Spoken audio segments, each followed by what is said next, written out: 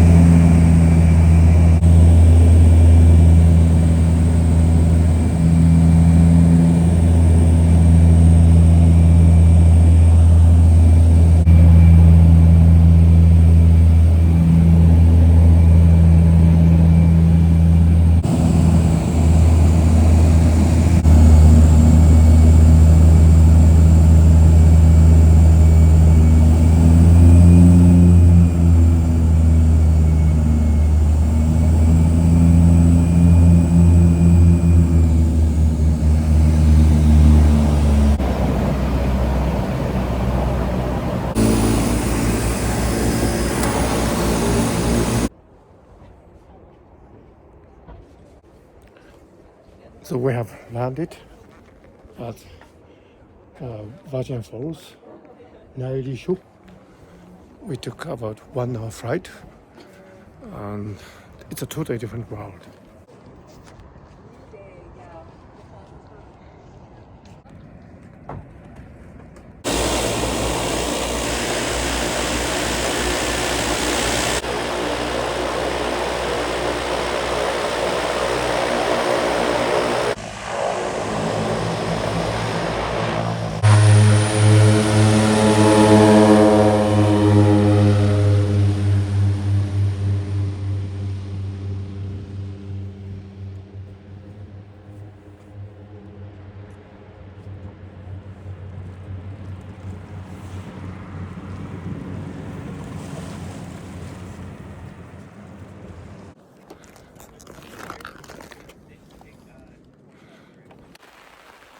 It's raining outside in this really beautiful forest.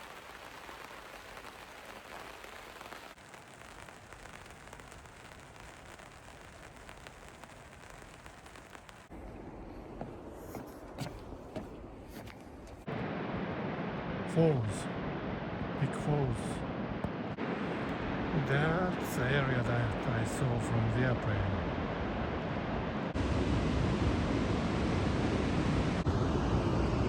Falls, rapids, quite warm. Amazing scene.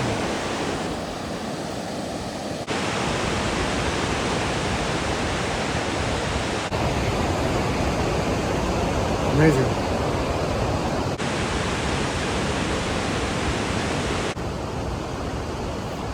When you are faced with such a magnificent nature, you become really humble, and you realize that you are just tiny part of this wonderful thing that is the universe.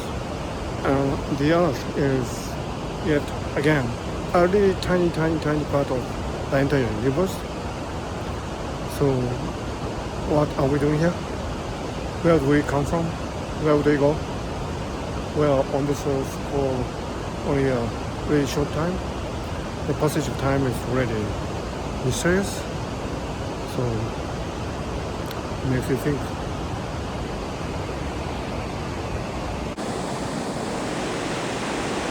Wonderful.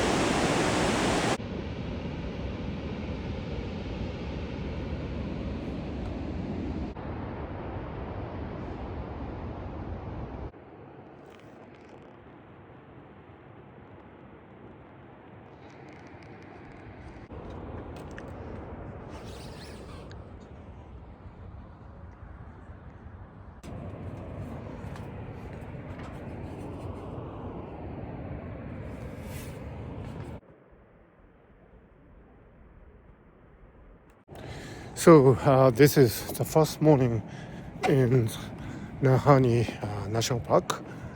The night was really beautiful. Kind of chilly, but I slept well. And I woke up in the middle of the night and looked up at the sky, and the stars were so overwhelmingly abundant. So, this idea of abundance, I think, it's not new because the nature is abundance. It's abundance itself. If you look at this beautiful scenery, it's abundant of life. And if you look at the night sky, it's so abundant. So I think our ancestors were always overwhelmed by what they witnessed. So abundance is not new. It's something ancient. It's something that has been with us all the time. And in the face of abundance, I think we should be really humble, because what we have made, what we are making, nothing compared to the abundance of the universe and nature. So I'm looking forward to my day in Nahanni National Park.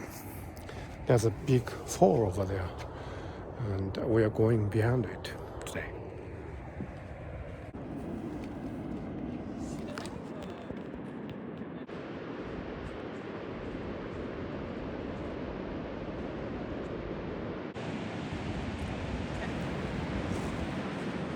This is all.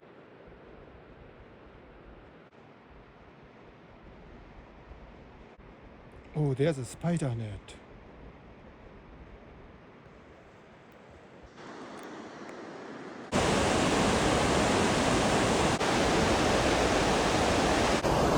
I am getting closer to the falls. Nairicho.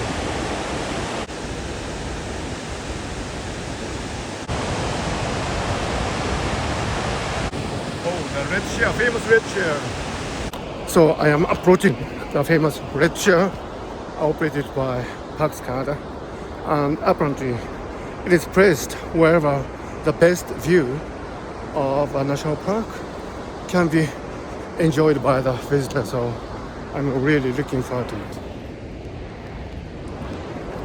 So the red chair is approaching at Nairicho Falls. Wonderful. There are the red chairs, courtesy of Parks Canada. Wow, what a wonderful view of the Nahanni Falls. Wow, look at that. Wow, this is amazing. This is simply amazing. These are the famous red chairs, and I'm going to sit on it. Oh, Parks Canada emblem. Wonderful. Wow, look at this. It's so wonderful. This is the best view I've ever had in my life. Oh, there's a rainbow there.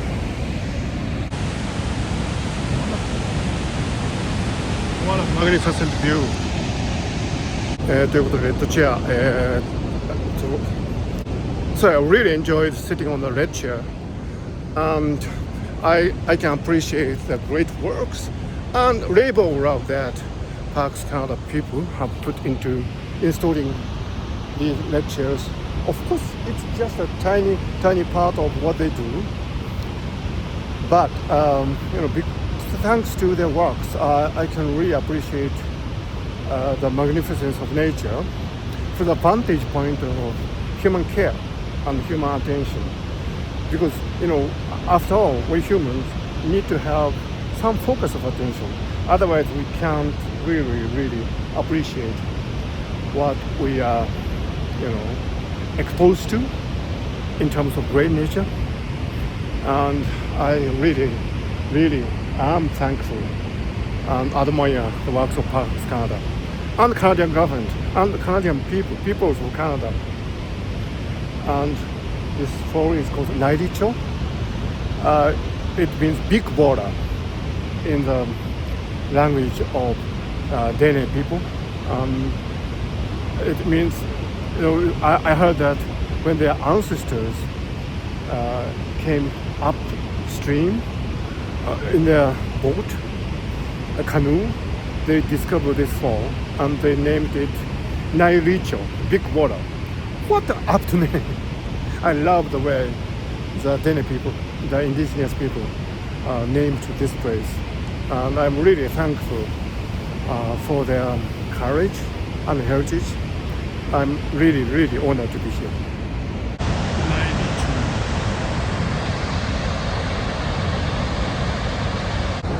I am at Nairicho.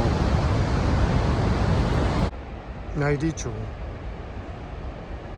Berries, red and blueberries.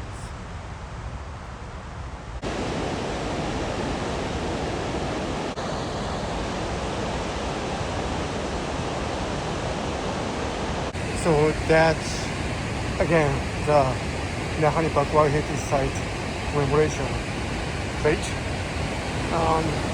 If you come here, you understand why it is really wonderful to be here.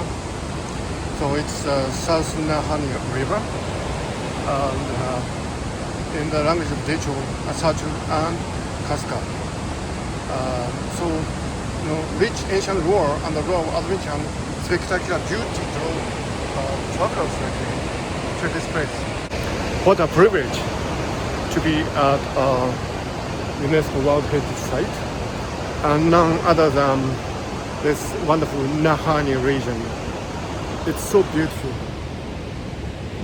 I wonder if that's beaver or something else. So in this part of I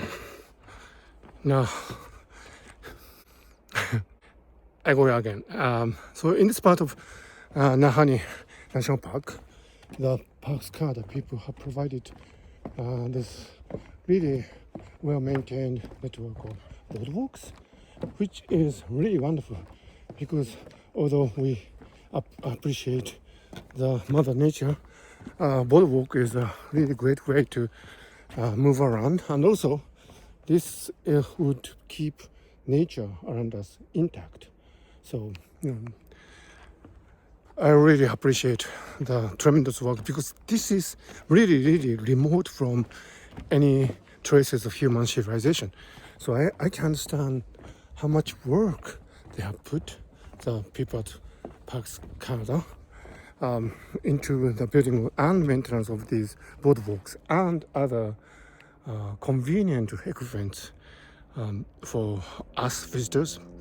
And so, but this I think is really important because this way we can get to know the wonders of nature in ways that would have been difficult for most of us. So the boardwalk, this is really a great hallmark of the wonderful works of Parks Canada. A butterfly, my favorite insects. Oh, can you see the butterfly? Oh, here it is. Wow, great. This footpath is actually the way people used to execute portage, which is French word. It's quite interesting that they use French expression to describe the carrying of things. So the American expression I heard was portage, which is English.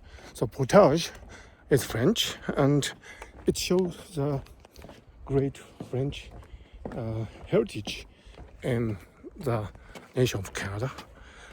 They came very early, and they had really interesting relationships with the indigenous people. So the fact that, and of course, carrying things on your boat, including canoe, was a really important way of transportation. So you can understand how people still use French expression like portage to refer to that particular kind of activity. By the way, this park, this part of nature is really wonderful, isn't it?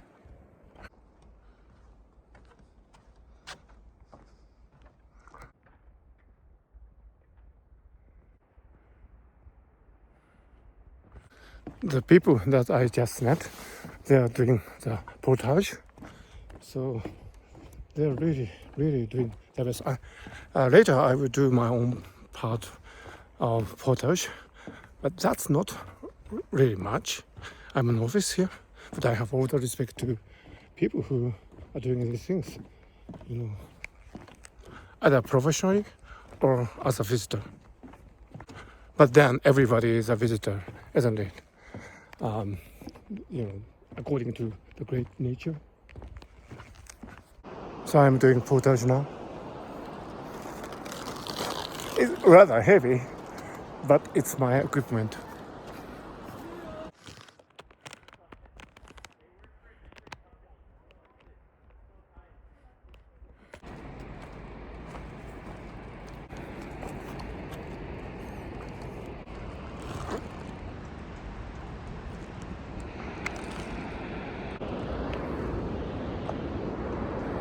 Oh, Mr. Junji taking photos, yes. Wow, this is a great spot. Wow. Wow, look at that. Wow. Wonderful. Whoa, rainbow. Wow. Rainbow. Rainbow. Over Nairicho. Wonderful. Otherwise called Virginia Falls. So I'm in the middle of my portage, and I have the bonus of seeing the rainbow over Nairicho Falls. Wonderful. Now I see the rafting site. We are going to take that raft from here tomorrow. We stay here overnight. Wonderful. Rainbow. So I find that the temperature is a bit lower down here, presumably because of the mist that comes from the way of the falls. So there's a saying in Japan that says that when you're almost there, take utmost care, because then your mind kind of becomes loose. So I'm really almost there. I'm finished with my portage.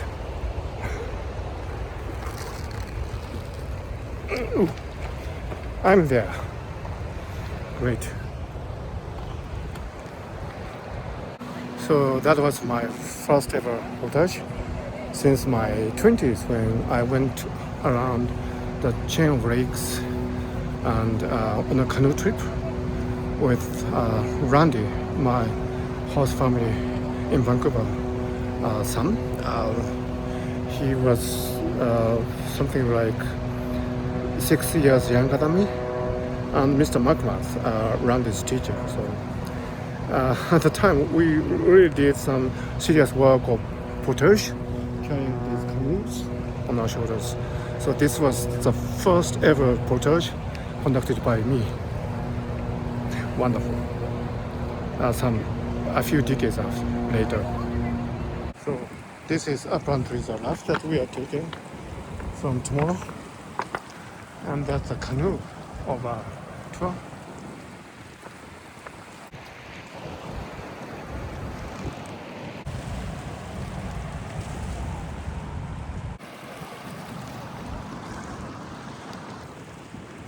Junji's canoe.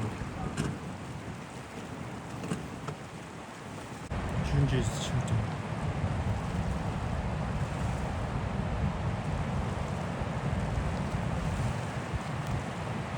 I have changed to my river gear. I wonder how old these stones are. The rocks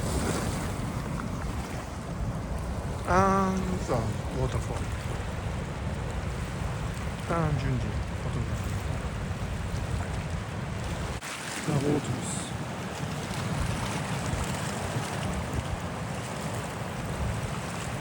I just remembered that we're not going to stay here overnight. We're going to rafting. I'm going to be rafting today. So it's all over to the fall. Junji's tripod and rainbow. Rainbow. Gravity is rainbow.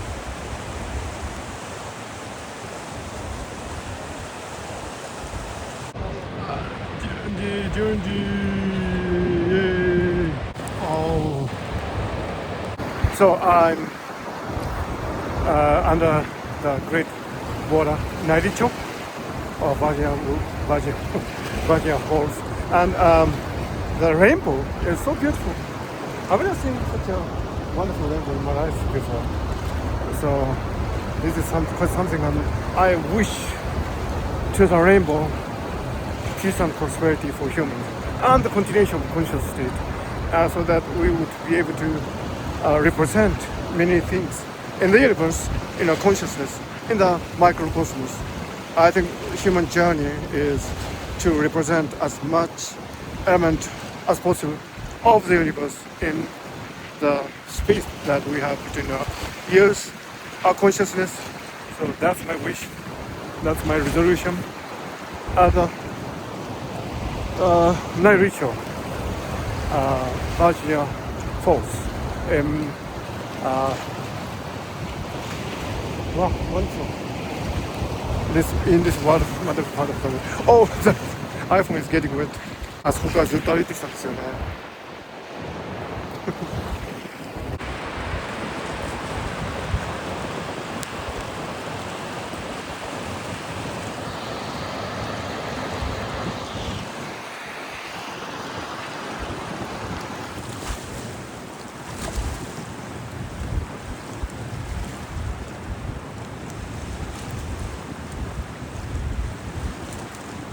That's Junji, the world famous photographer. Lots of woods. Water brought them here. Be water. Water takes many shapes. And they go through stages of different existence, including those evaporating into the great sky. Water is in us, water is in the greens, water is in the fish, and water is in the rocks. Water is within me. Water, wonderful existence. Lunch. Good.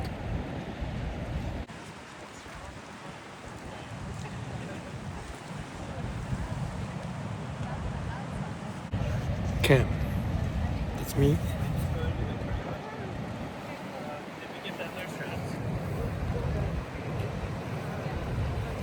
Ken. Coffee. Good. Jordan Lodders.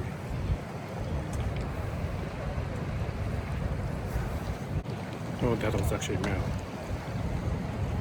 The rainbow is now changing its position and shape because the sun is moving. The rainbow is now entirely gone.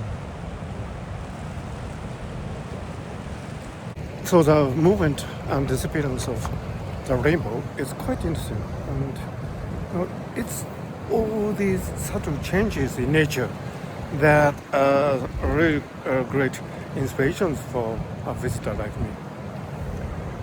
In Nahanni National Park, a World Heritage Site.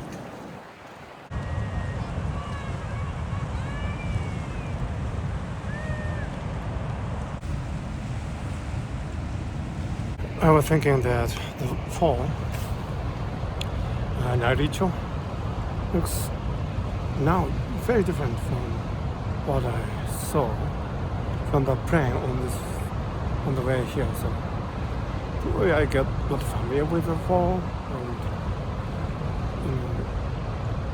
it's really wonderful to be getting familiar with, to be friends with a natural phenomenon like that. It's totally different from the way I looked at it from the plane yesterday. Now they are off. Godspeed. Godspeed. Safe journey.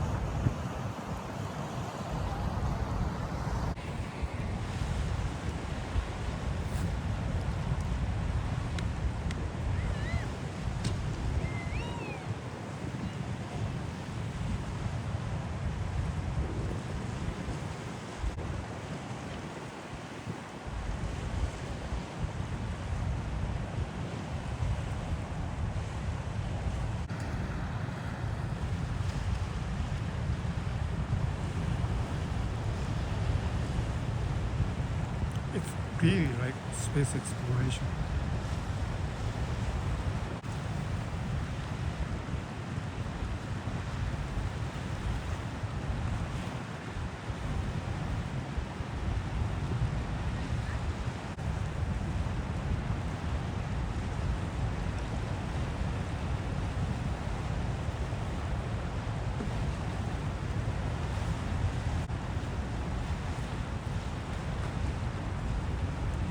Here they come. Safe journey. Have fun.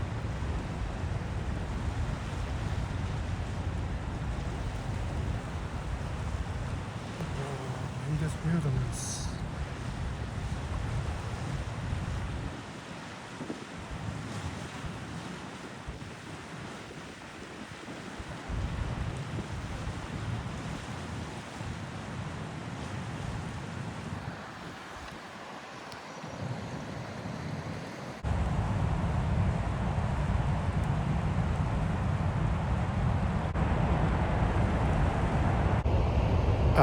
Just spending a few hours before Naricho, you suddenly notice that you don't pay attention to it very much.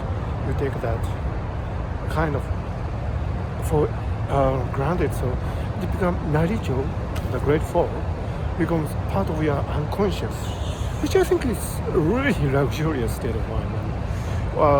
When we are born, probably as newborns, we don't take the passage of time, upwards, downwards, gravitation, and so on, inside or outside, for granted. So everything is a miracle. Then we grow up and we take many things for granted. But coming to such a place gives you a fresh window into this world and onto this world and out of our conscious self. And so it's a really refreshing, meditative state of mind that you enter at Nahanni River Park.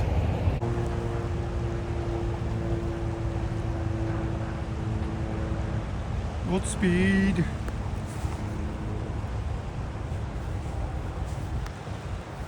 Godspeed.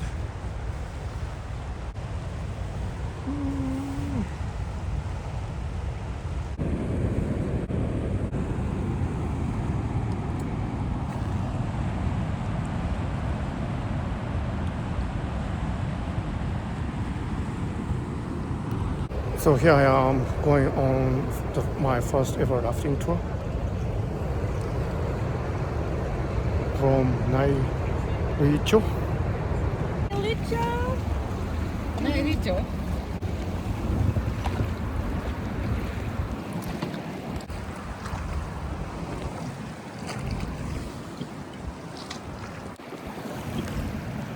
So I'm on the river now.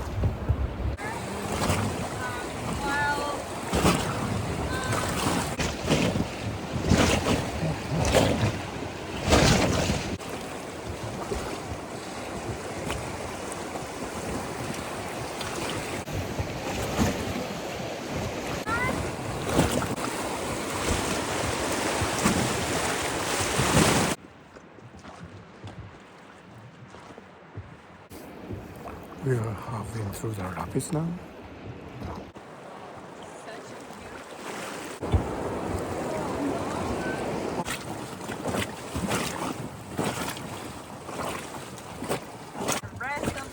Great.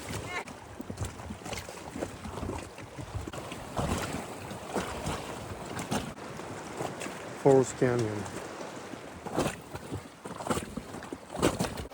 It's 5 p.m. I don't know. That is going to be our campsite tonight.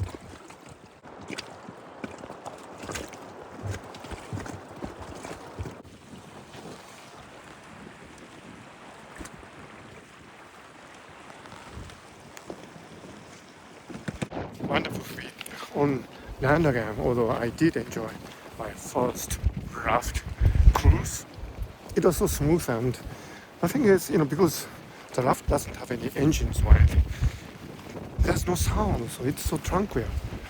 That's the wonderful thing about it. That's one really wonderful thing about it.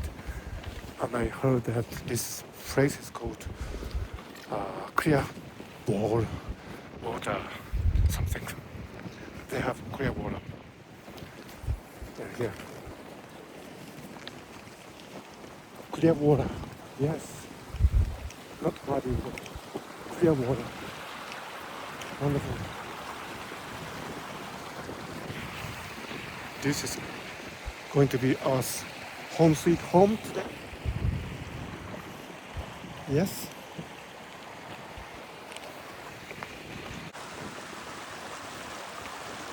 So I feel as if I'm on a land where nobody has really come, and I feel so privileged to witness the nature, great nature. But of course, this is an illusion. But for some people, those people who were brave enough to come this far out of Africa, our ancestors, some 70,000 years ago, or probably closer to us, this land was really, something new. So it's such a privilege to live that moment of human arrival. Tranquil. After the river ride, it feels so, like I've really traveled this time and arrived.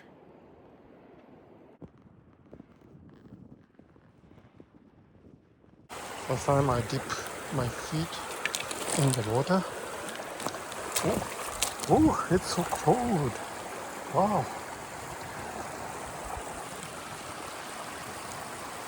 It's getting darker. Now I have a moment of reflection. Having set up my tent, I have a few minutes leisure.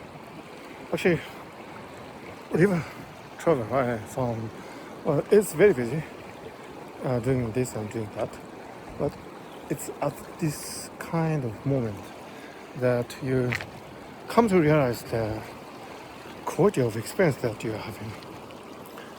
You are in the middle of this vast wilderness.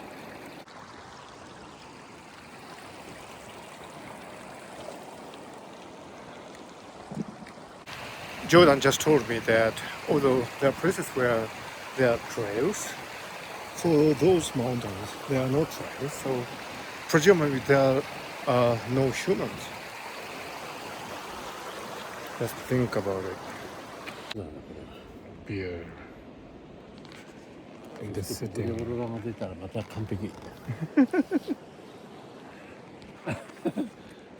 So I'm having my dinner now, but the main dish is actually the scenery.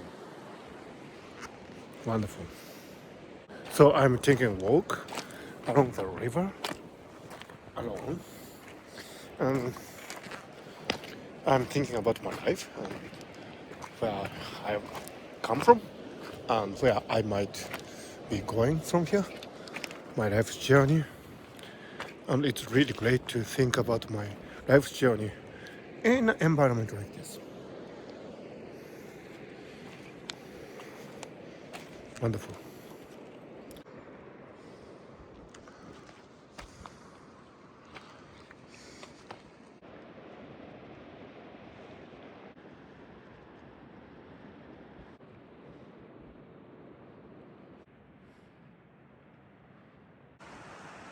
Wow, look at that.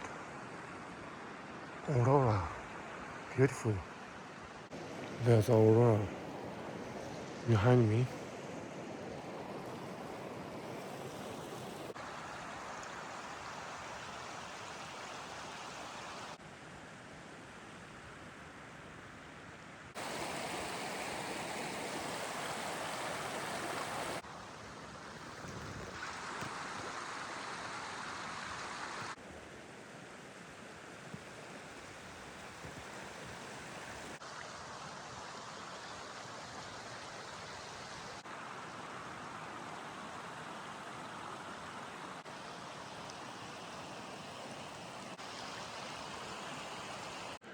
You know, I get up in the morning.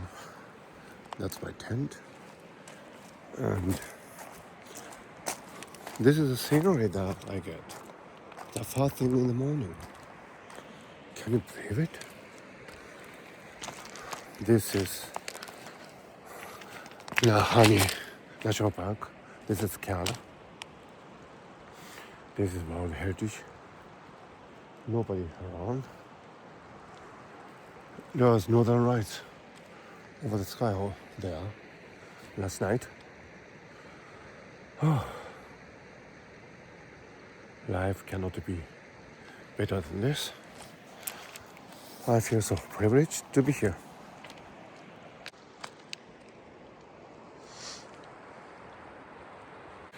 I don't have the access to the internet, which is a privilege. So I don't have access to the weather site. So I can't tell you the temperature. I should have brought a normal thermometer after thought. But I can tell you it's chilly, but not uncomfortably chilly. It's nicely chilly. And you know, you realize that before the day's age of numbers, we had this intuitive, primitive sense of feeling how chilly it is, how hot it is, what time it is. Well, you can tell the time because I have my iPhone. But you know, everything returns to this primitive way of using intuition to be in one with the world.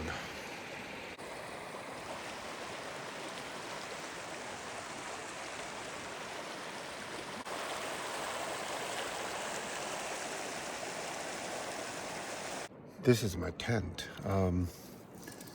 It gives me a really cozy sense of privacy, and I feel so safe and secure.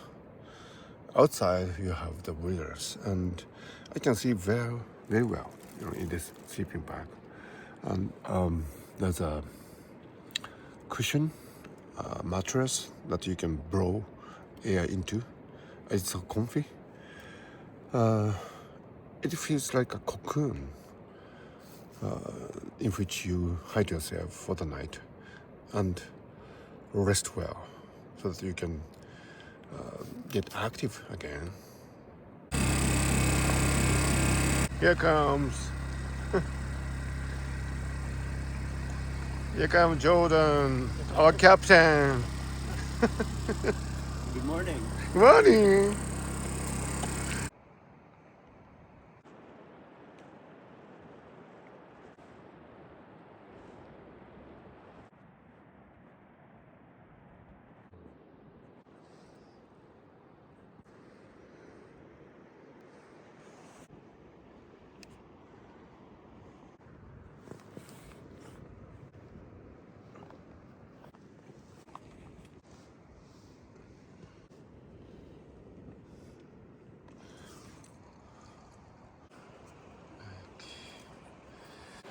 Coffee in the morning is so good, especially in this scenery.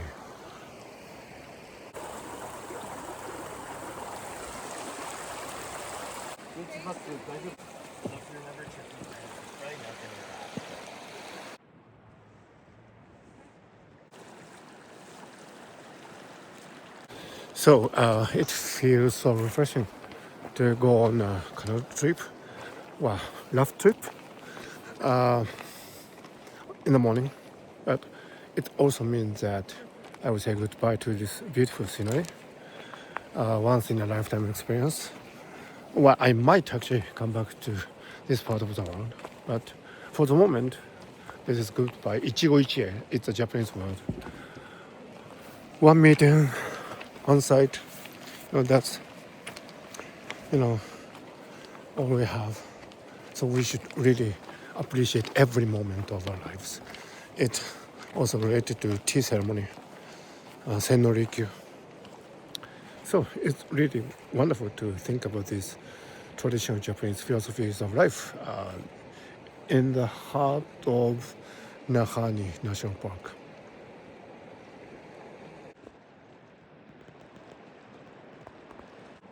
Goodbye flower, hello flower.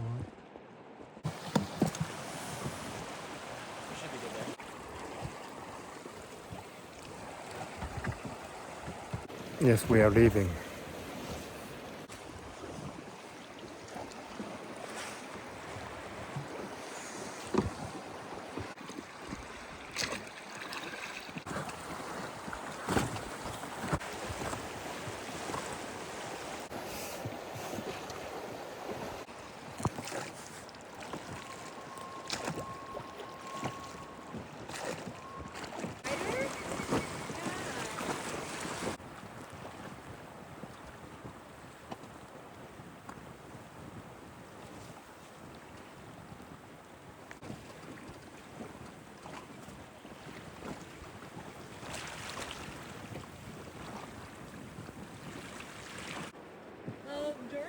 Current at the end.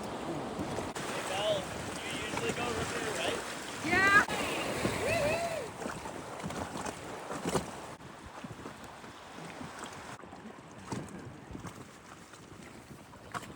4 years ago, I've been here on the Nahanni with my partner on the staff trip. He invited me, like all the guys could enter this company, and that's how I discover like big waves, okay. And I'll answer after, okay?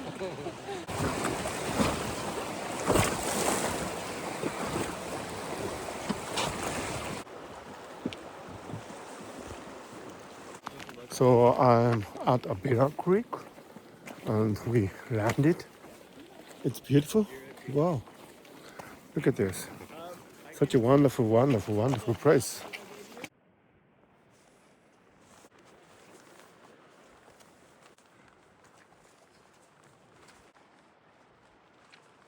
So I found that river travel is really a wonderful way to see nature because you just sit and relax and the scenery just goes on and on and on, never to return, like life itself. And so river journey is a really great metaphor for life.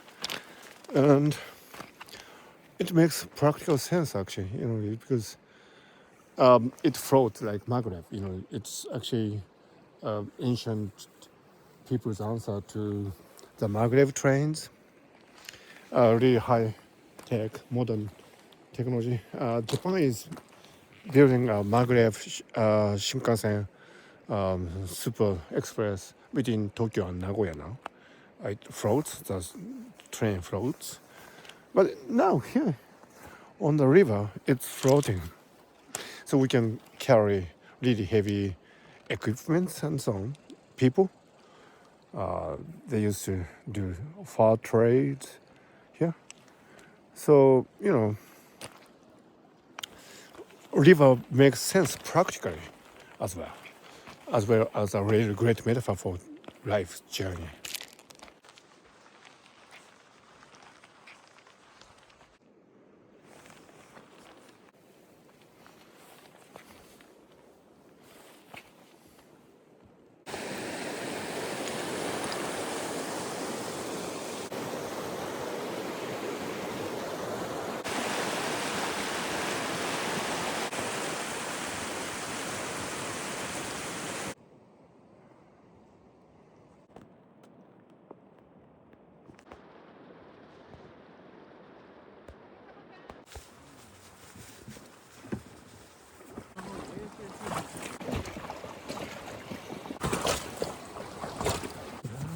Either for us, then for them.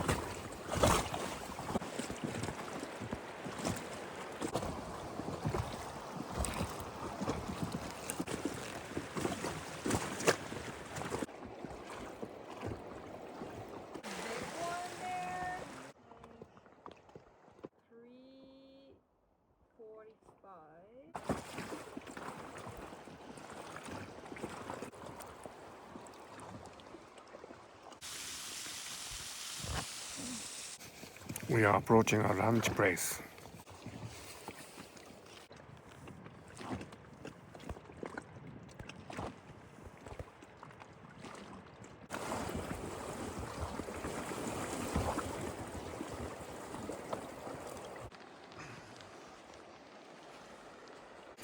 So lunchtime on day 3.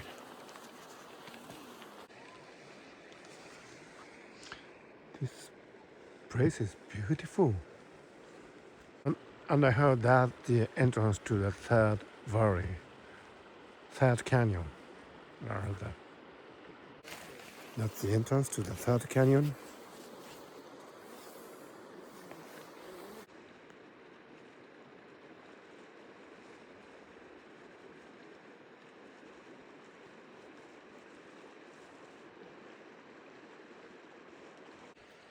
Moose footprints. Hey, there's a track, moose track here.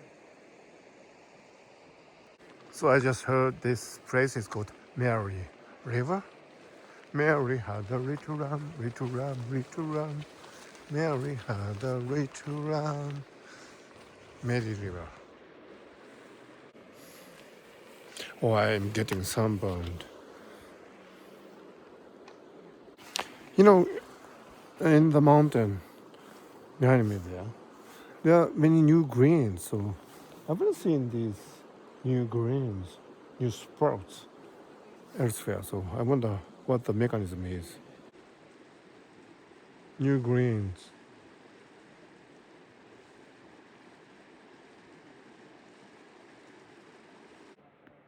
Beautiful flowers. Round sandwich in this scenery.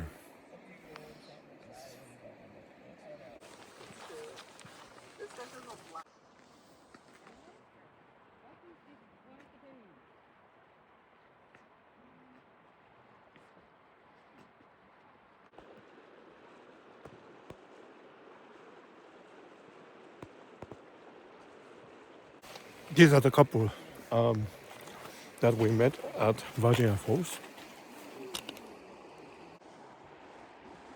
Godspeed.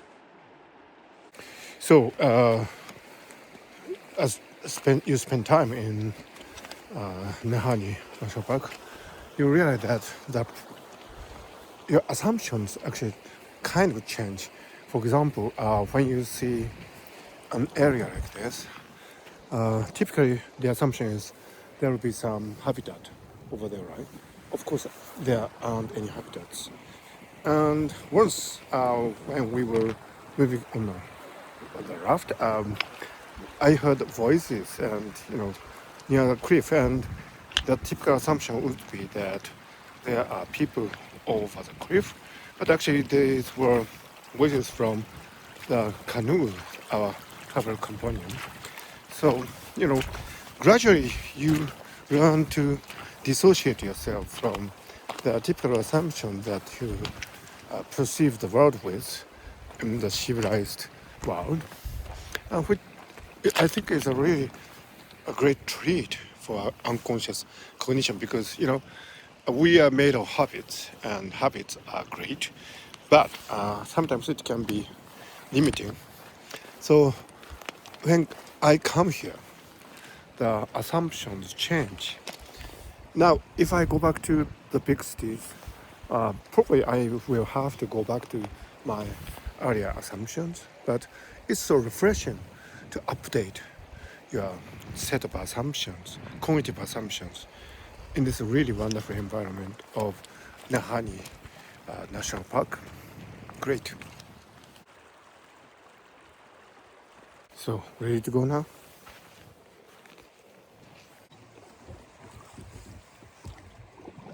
We are entering the third canyon.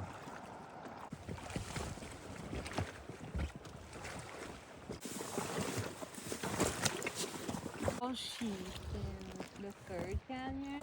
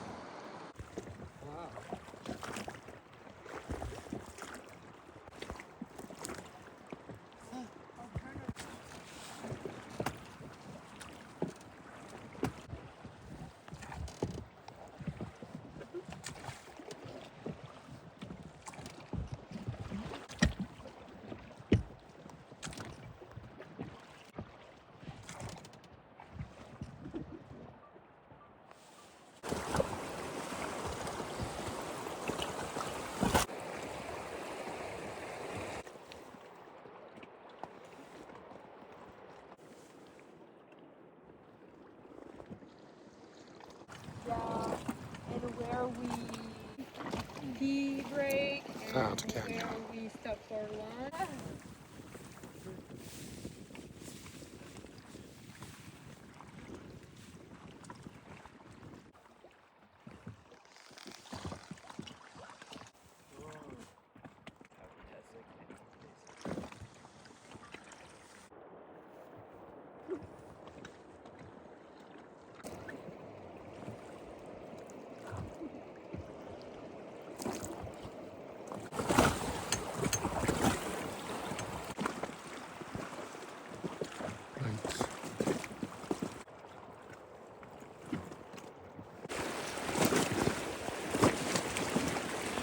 The gate.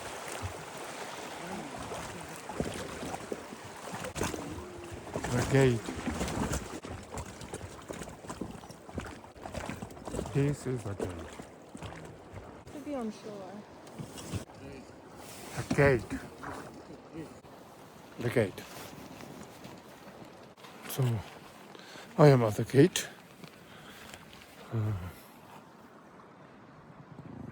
Wow, what a view.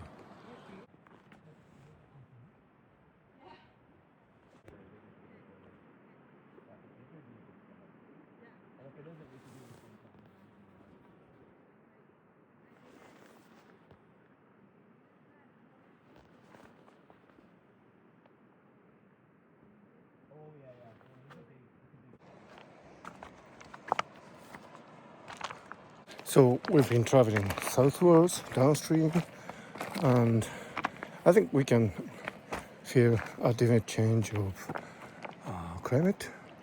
We are in lower altitudes, so the temperature is probably higher, and we see more butterflies and insects and vegetation. So we are in a different part of the Nahanni National Park. Oh, I came to a really great stream. So this is a really beautiful stream, and how that there will be more fish in this stream than the Nahanni River itself. So this part of Nahanni National Park is a habitat for many fish species, I heard, and it's from an integral part of the ecosystem. And then you have the gate, really impressive geographical structure, which I think impressed many people from ancient times. Wonderful. So Nahanni is now part of the national parks of Canada, and they are doing a really wonderful work preserving the nature while letting people access this really wonderful part of the world with really intelligent regulations and maintenance, which I really appreciate. And I heard that this river would be frozen in winters, so ancient times people would have carried vessels, boats upstream, and then leave it there. And when summer comes, they would travel downstream along this river and carry goods such as far. So, human ingenuity is really, really wonderful. And Claude Lévi-Strauss famously talked about bricolage, the ability of people to make things together and fabricate things, constitute useful tools and systems that would advance humanities ahead. And so people talk, modern people talk as if bricolage was something ad hoc, something of the ordinary. But when you look at such a place, you realize that bricolage is actually the norm. Bricolage is the way to go. Bricolage is probably the only way to proceed with culture. So I think Claude Lévi-Strauss had a really wonderful inspiration when he coined this word bricolage. I think it's a French word, and at the same time, I think it's ubiquitous. It's everywhere. Bricolage is everywhere. Bricolage was here, and it applies to every living species in the natural world. It's not just about humans. It's about every living species. Every living species is a bricolage.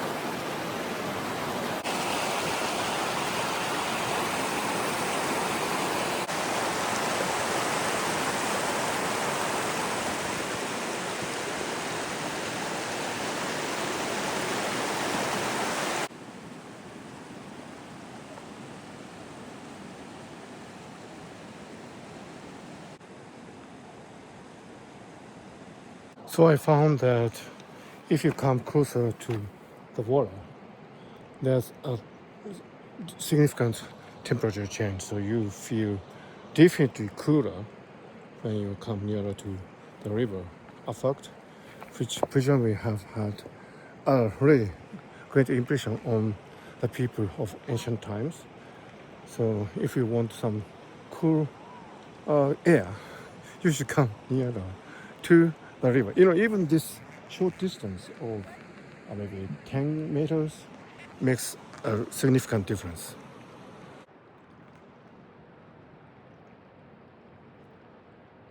That's our camp.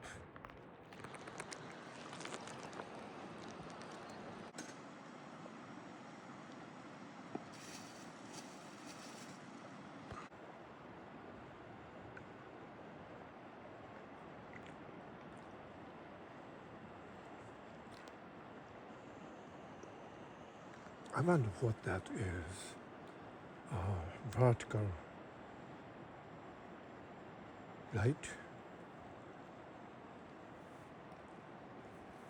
maybe some optical phenomenon. At 1838 hours.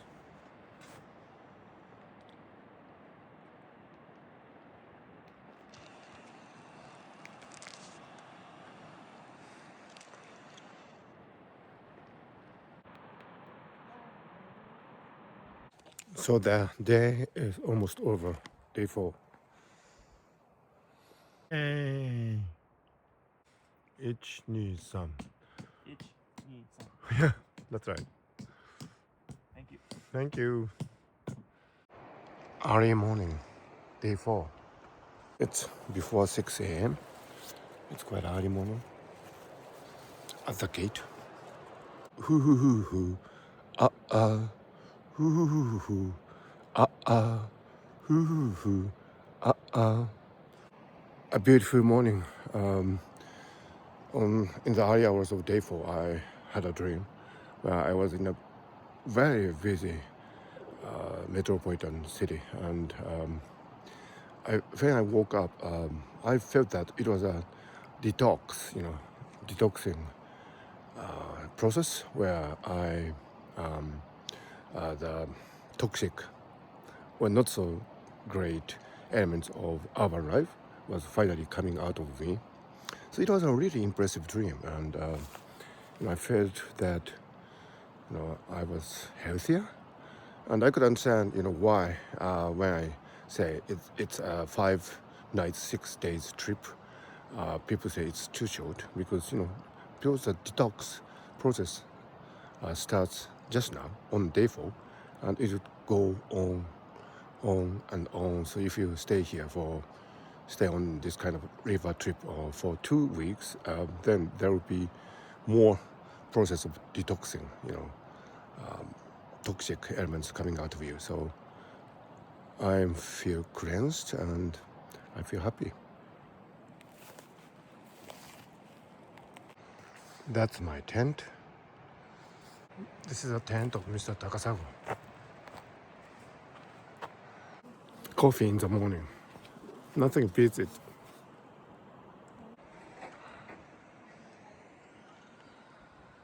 So on the morning of day 4, I was thinking this way of journey through the river. Of course, we are supported by modern, quite up-to-date equipment, but essentially it's the same thing that as the journeys that and people in ancient times used to take exactly along this river, and it makes you so humble. Humility, I think, is a really important aspect of human life, and those people who are humble has they have a long journey of growth, because as long as they recognize the fact that there are defects, shortcomings, and scopes for improvement in themselves, they can keep growing. And pompous people, they can't grow anymore. But river journeys really make you humble, and that is a great thing, great blessing of days spent in nature, because after all, we all become humble facing this great nature, because compared to what we have been building as a species, as humanity, nothing, they that don't amount to much. And the bodies of us, the atoms, the molecules, they are made from nature. We are connected. The microorganisms in our gut, they are connected to the brain, brain gut axis, and we are part of nature. We are not separate from it. Because of consciousness, because of this self-identity, we tend to think that we are separate from nature, but in fact we aren't. So this business of being overconfident, technological Prometheans, that's playing wrong. Of course, it's great to have great ambitions to advance humanity. I think, after all, the ultimate goal of humanity would be to reflect in ourselves the diversity of elements of nature. And in order to do that, building artificial intelligence systems would be great. Going to space explorations would be great. But after all, we back to basics, part of nature. And it is those realizations that come my way that are great blessings of river journeys like this. I am really, really grateful for that. It's a rather cold morning and the sun is coming out, and I can expect that I will be warmer, blessed by the sun when the sun comes this way, while we will set out on the river journey today. So it's really such elementary realizations that make up your day on a river journey, and you appreciate the sun so much. In big cities, you have artificial means of warming and illuminating, but here, the sun is a really, really wonderful, indeed, the only source of energy and light. And when we think in terms of global environment, actually the sun is the only source of life.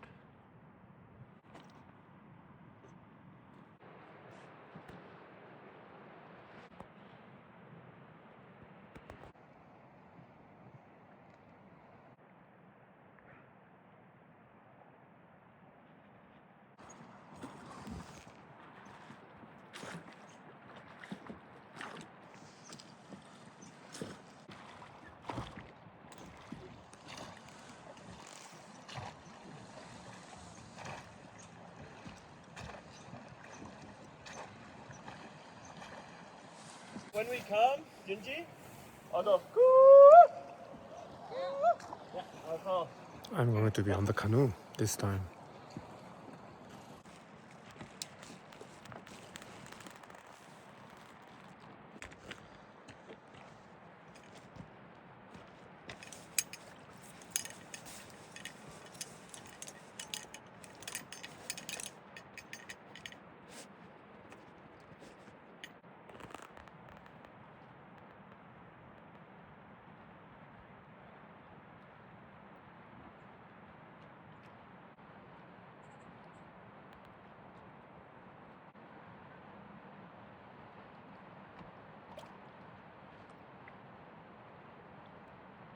Godspeed.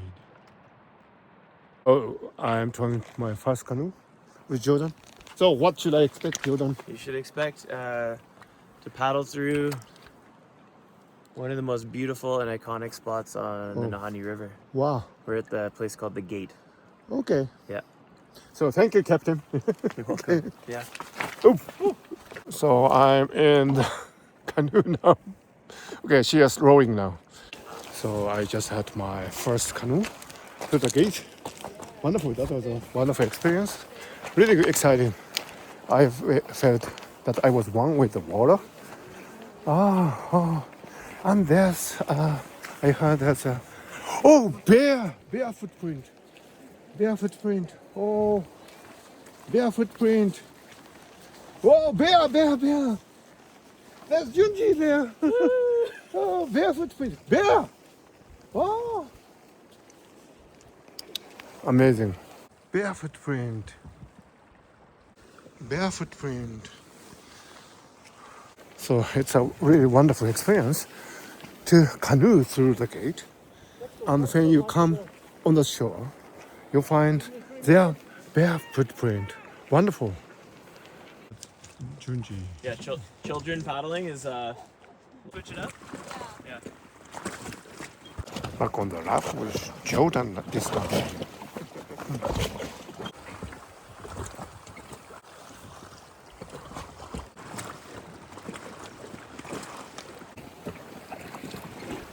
Beautiful. Jordan at work. This afternoon we'll travel through It's there's a few. Nice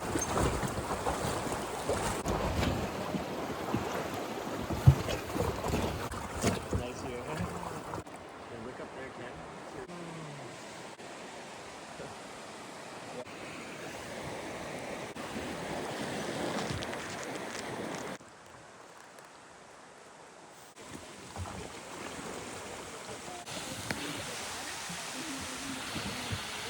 So we are taking a break here in this spot. And you know, the fact that there are no artificial constructions like bridges or houses or huts, and that's amazing.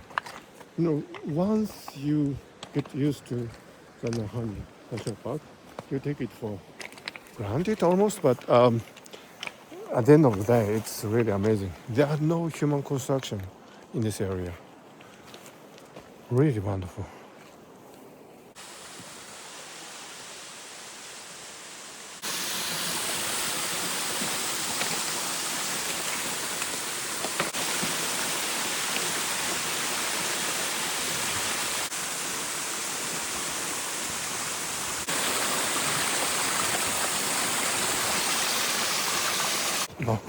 So crazy.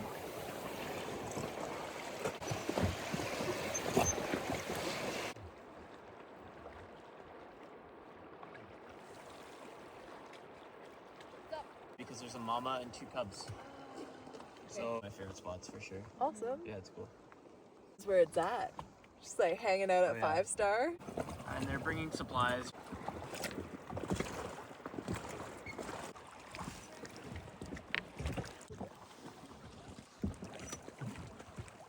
We are out of the third canyon now.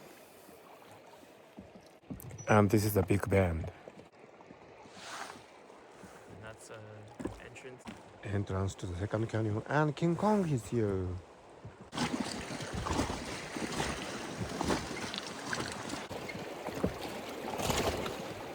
More because they don't want to be associated.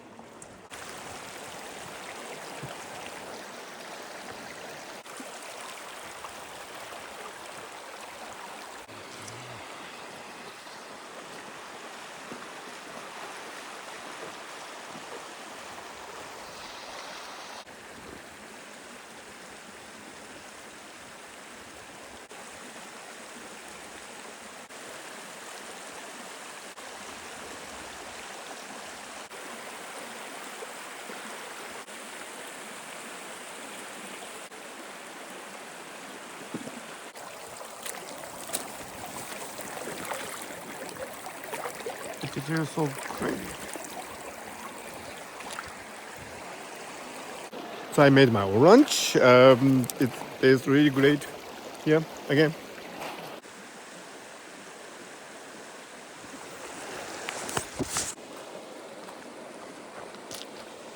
So I've come to a really beautiful stream flowing into the Nahanni River over there.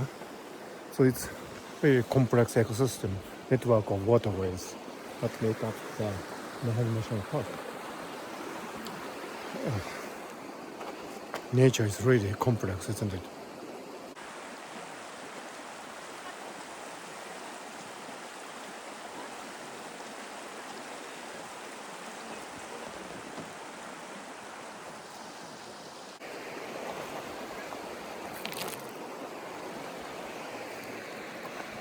Therefore, after the lunch break, we are going to leave. We are entering the second canyon. According to Jordan here. Hello, we're in Second Canyon. It might be like a tradition. I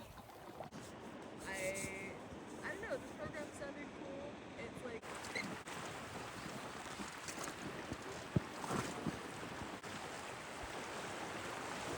Sheep.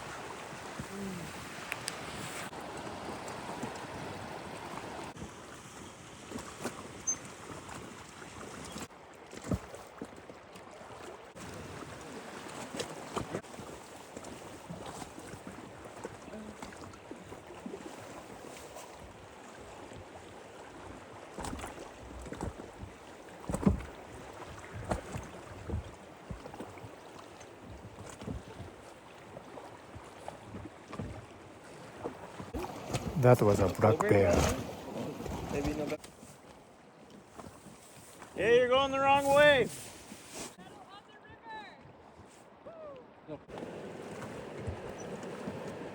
We go. Okay, we're exiting Second Canyon, and if you turn around, you see we're entering the Dead Men Valley, where Frank and Willie McLeod in the early 1900s were found without their heads at this creek down here. oh really? Yes. Oh, and look, our friends are on the beach.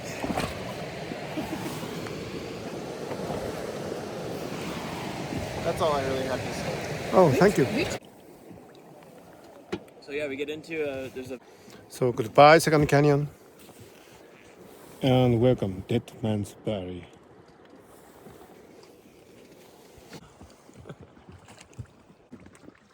and Nikon is good. Creek. On the water. Creek. We are approaching today's campsite. Yeah. There's no creek. Yeah, beautiful. And not too far. Moss.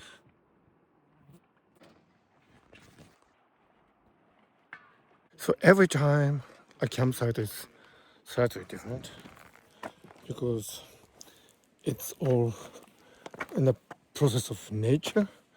And Jordan said that this site actually looks different from previous years. So, this site, this location is also in the process of changing. So everything is in changing, and myself is changing. Ichigo ichie, one meeting, one site. We all change.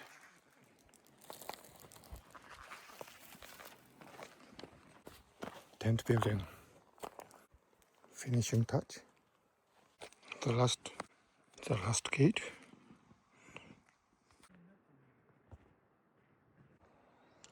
To think that this space is more or less for us to utilize, you realize the futility of the modern conception of ownership, whose land this is, and so on. This land is your land, this land is my land. It's so obvious. It's very early in the morning. It's still dark.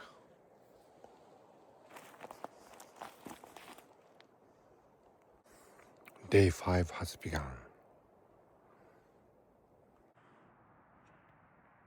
Morning. It's morning. Inside my tent.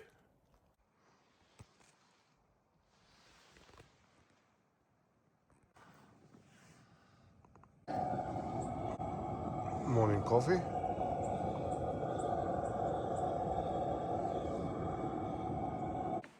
Nothing beats the morning coffee.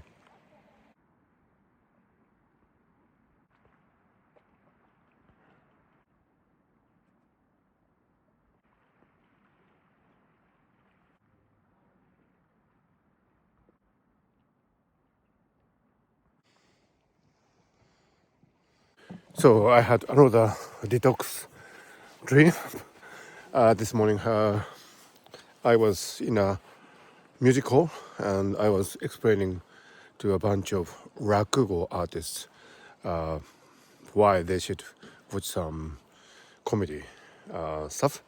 And they asked me what comedy stuff they should watch. And I said, for some strange reasons, why don't you start with Doctor Strangelove by Kubrick? No, that dream was interesting because I had a role with Japanese comedians about the nature of comedy in Japan, and I said, at the time that there were not enough critical comedy dealing with social issues like discrimination, disparity, and so on. And I was, there was a backlash on the social media and so on. So I think that experience was in me, deep down, and so as I said, in this environment, you know, my trauma, if you like, in the unconscious comes out. It's really interesting, yeah, to observe that, and I feel actually very healthy after that. After these dreams, yeah. So I heard from Mel on the tour that she's actually masters in adventure therapy. Adventure therapy is really wonderful. Yeah, I can believe in that. I really am healthy, and I feel like as if I need to come on this kind of trip once in a while to have my unconscious sorted out.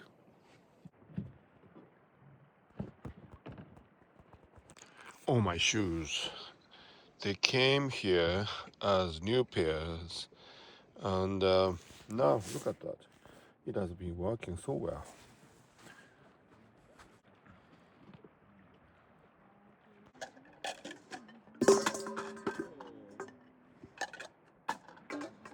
Oh my word!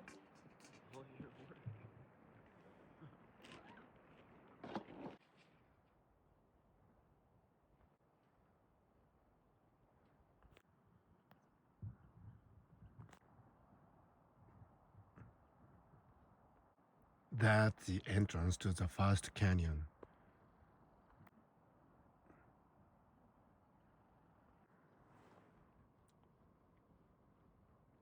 So I'm ready to go on my river journey on day 5. I've put my life jacket, and this is my helmet. We are expecting to go through rapids, so this is necessary.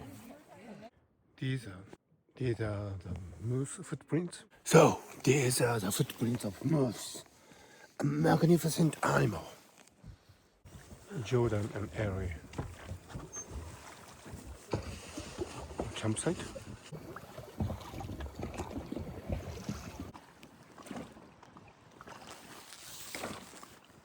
So now we are entering the first canyon. Per second, and on my first trip, it was.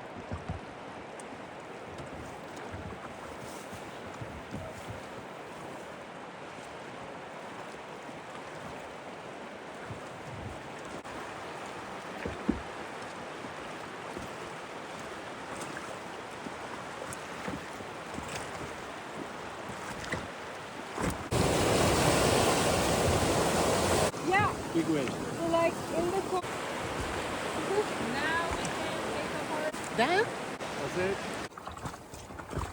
5 schools. We have survived the rapids. 5 school campsite.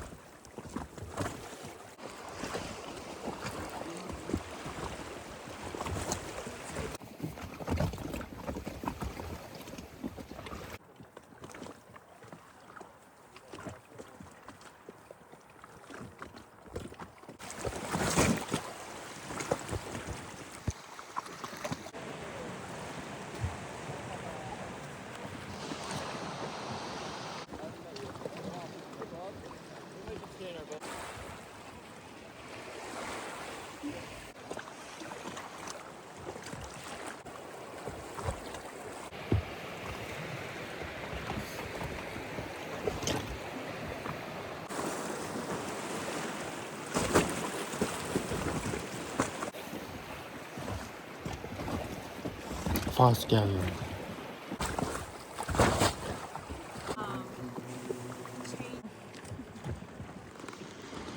And that totally changed my life. It was not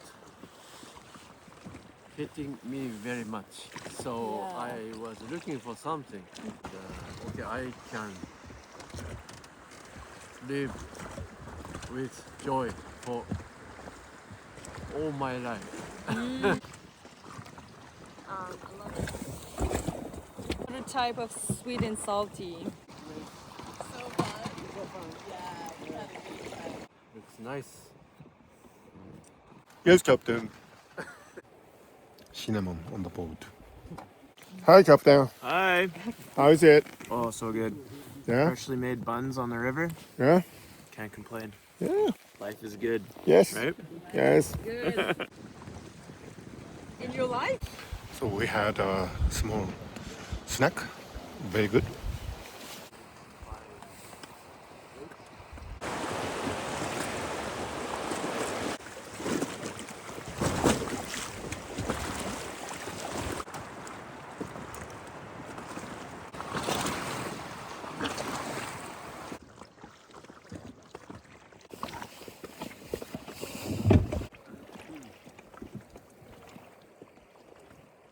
The highest wall in Nahanni. Spring. Spring.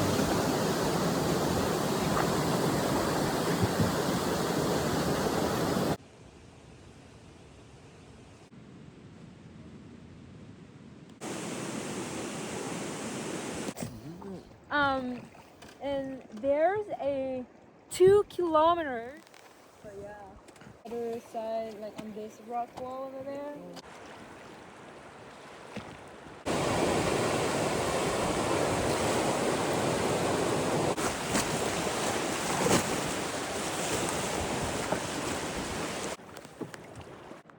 This is the end of the first canyon. Make sure I can say bye. So we passed the first canyon. Goodbye, first canyon. Hey! We're on shore. Apparently, there's a hot spring near here. So the rocks are kind of different color. And I can smell sulfur. Oh, I didn't actually push the record for the Okay, last time. we'll try again. So, Okay, This welcome. is the hot spring? This is Kraus Hot Spring. Yes, it's a beautiful, nice pool here. Mel's clean up. Oh, wow, thank you. Thank you. Hi. This, Take- we can- Huh? There's a family, a couple that lived here in a cabin. Really? Yes, for over 30 years. They lived here. No kidding. Yeah, so they had a private onsen. Do they live now? No, Oh, they passed away. They lived here until the early 1970s. extraordinary. Yes, indeed. Wow. That's another good adjective. Ah, yeah, Extraordinary. Amazing. There's a little shack there. Yeah. Above Yeah, the little hill. okay. And it used to be their generator Oh, when they were living here. Interesting. And now it's filled with thousands of miniature paddles. Really? Yeah, you should go see. You should go look. Well, I'll take a look. Yeah, thank you. Okay. Yeah. And binge Oh, now. oh, yeah. Jordan, how is it? Oh, it's so good. Yeah? Oh yeah. Perfect temperature. Just like the onsen in Japan. Wow, I don't know about it. But it's something quite else. Something else. Yeah. One of a kind. It's one Yeah. of a kind. Look, we're right beside the river. Yay! Beautiful. So just close to the onsen, I found a hut.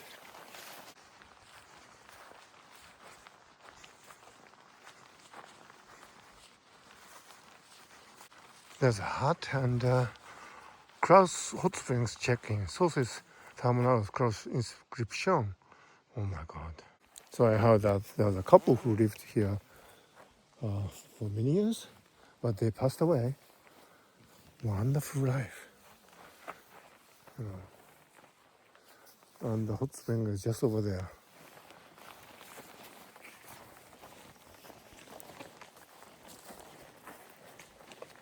Oh, lot of oars. And grass hot springs.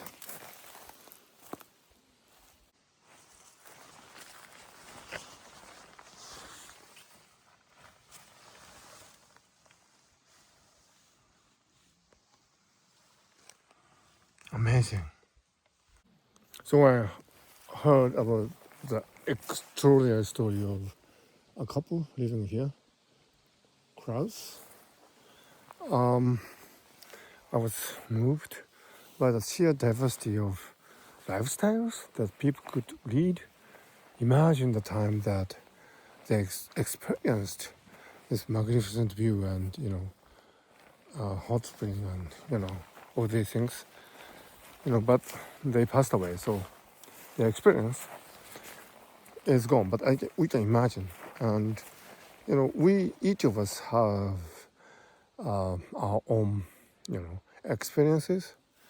But, and Arne Bergson discussed the concept of pure memory. So as long as I live, I would have access to the pure memory of my childhood, for example. But when I pass away, eventually, as you would eventually, what happened to the pure memory? So that is a really interesting question. Something that is worth thinking in consciousness studies or machine consciousness even. So,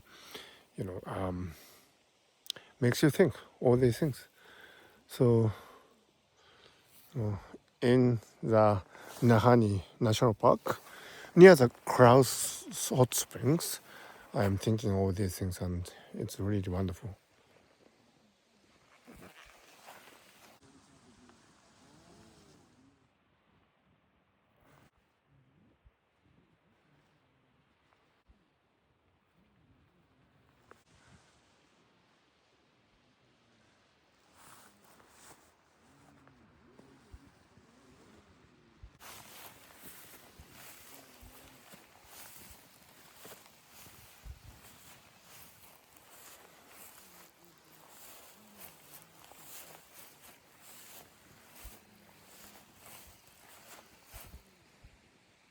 So this is a Kraus hot spring. It's really amazing that you have such a hot spring in the middle of Nahanni National Park. Wonderful. First signs of autumn. Here's another.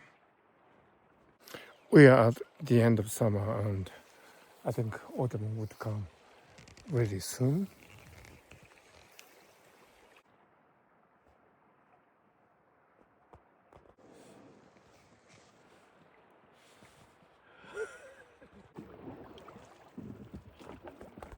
The Kraus Hot Springs is over there.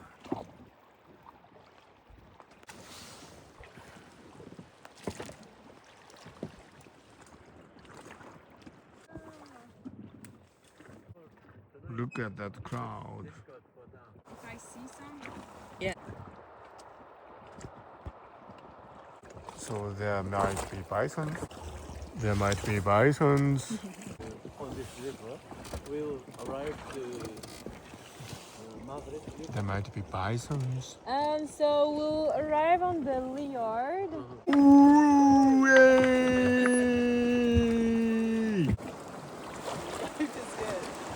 Life is good. Yay! Lunchtime. Oh, round sandwich. Yeah. Good.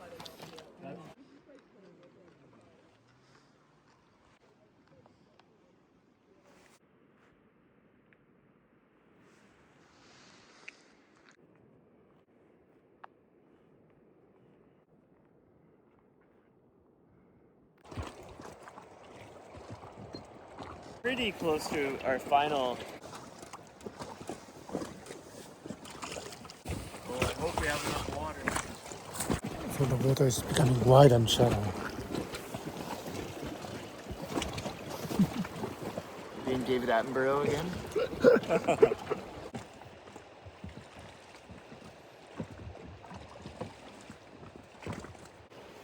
The locals here didn't actually. I see. They didn't. The people now, they didn't really grow up with bison. I see. It's not really part of their tradition to hunt them anymore. How about moose? They only want moose and caribou. Caribou. Oh. And they have their own names for these animals. Yeah, Yeah. they would, but most people speak English and call them Oh, yeah. moose and caribou. And you said caribou meat Caribou, is the best? Same as a reindeer. Oh, Beautiful animal. Smaller, much smaller than moose. yeah. Moose is the one with these Big, big horns. Yeah, big ones. Yeah. Yeah. But caribou have antlers too. Yeah? Antlers, yeah. Antlers, that's yeah. Caribou and reindeer is the same? Yeah. But in like Finland, they call it reindeer. Here we call it caribou. And they might be slightly different, but I think it's the same species, but then there's like subspecies. Yeah. I don't really know. Santa Claus. Yeah. Yeah, exactly. So, Jordan, you do forest schooling, right? Yes. You talked about something like forest journal. Forest journal? Yeah. What is that? It's each student has a journal, Yeah. and it's a place for them to collect their thoughts and write down their experiences from a day, to have it all in one place. I see. Yeah. And I usually collect them at the end of every day. Yeah. Like I hold on to them, so it helps me understand their interests and their curiosities. It helps me plan out future forest school days. Oh, I see. Yeah. Where do you usually do that? In BC? Yeah, in BC, yeah, I live in Nelson, BC. Yeah. So southeastern BC. It's beautiful. There's big forests with cedar and hemlock, Douglas fir, like big evergreen trees. And we are usually spending time in the forest or on like a beach, which is on the Kootenai River. I see. Yeah. And you said these students are typically homeschooled.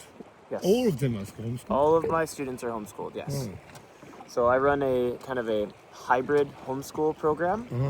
Uh-huh. On Monday and Tuesday, I meet with my students, and we spend the entire school day outside. We have no classroom, Yeah. so the forest is our classroom. So depending on the season and the weather, that helps me plan the activities. So for example, in the autumn, when we have lots of mushrooms in the forest, we might learn about mycology and the mushrooms, how their life cycle, and then go on a scavenger hunt for mushrooms. Oh. And then students would, at the end of the day, journal about their experiences. So 2 days a week, the same students? 2 days a week, same students, and then the other days of the week, the students are at home with their parents, focusing on literacy and numeracy, and the BC curriculum. Yeah, so for me, it sounds like 2 days a week of forest schooling. Yeah. That's quite intense, isn't it? I think when these students are used to this, and things can feel intense if that's not what you're used I to mean, doing in every day. in a good sense. I mean, I Yes, said in yeah. a good sense. It's as if they are already measuring in Yeah. forest science, and Yeah.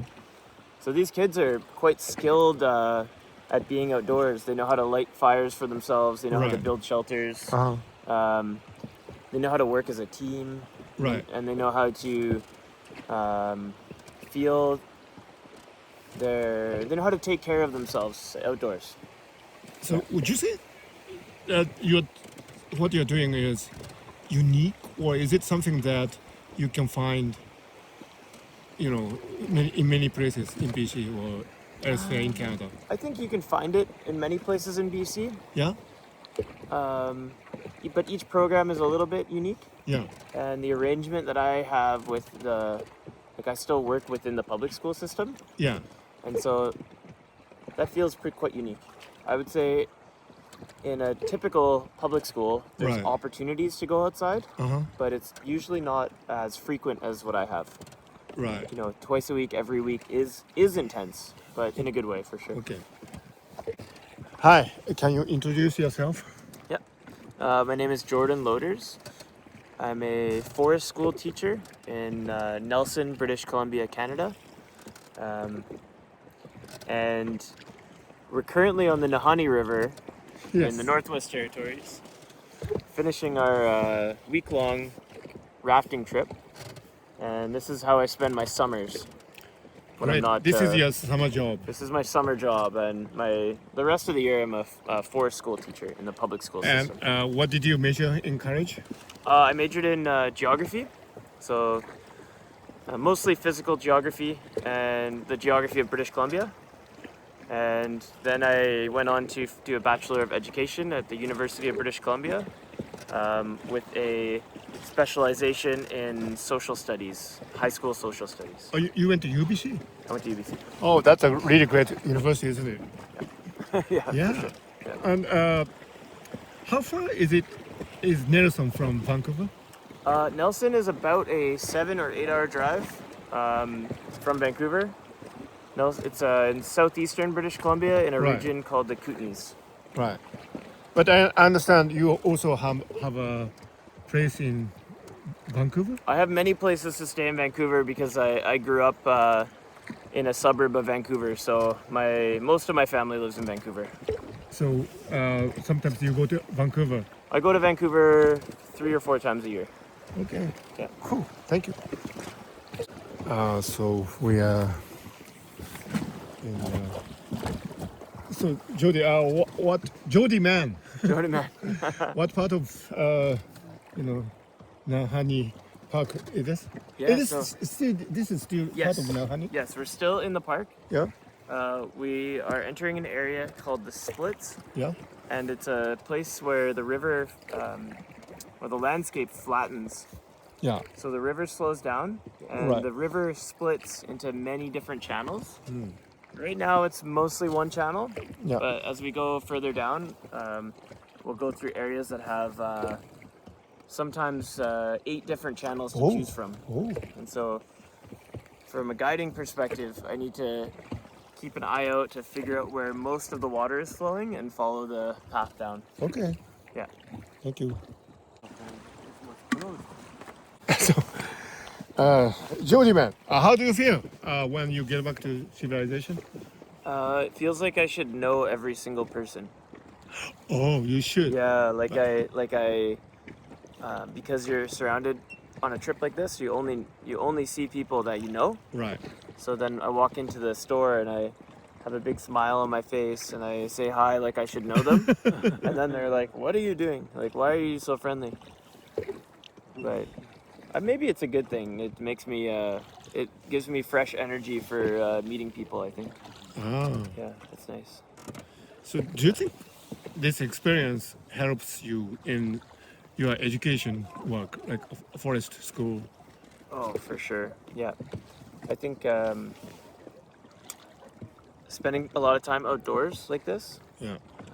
it's hard work, and I think it helps build my capacity for resilience. That's the main thing that I take away from being on these trips. So you are really unique combination of professions, right? Doing this for summer job and doing teaching. So are there any other people like that? So many in this company, because summer in Canada, teachers get the 2 months of the summer off. Oh, I July see. and August we have off completely. So, and that happens to be the whole operating season for Northern River trip. This is a really great combination, isn't it? It's a perfect combination, yeah. So I don't have to take time off from my full-time job. Right. I just have the whole summer off, so I choose to come up here for a few trips. I see. It's really nice. And Yeah. so in this company, I can think of at least 5 other people that are full-time teachers. Oh. Yeah. Where do they come from?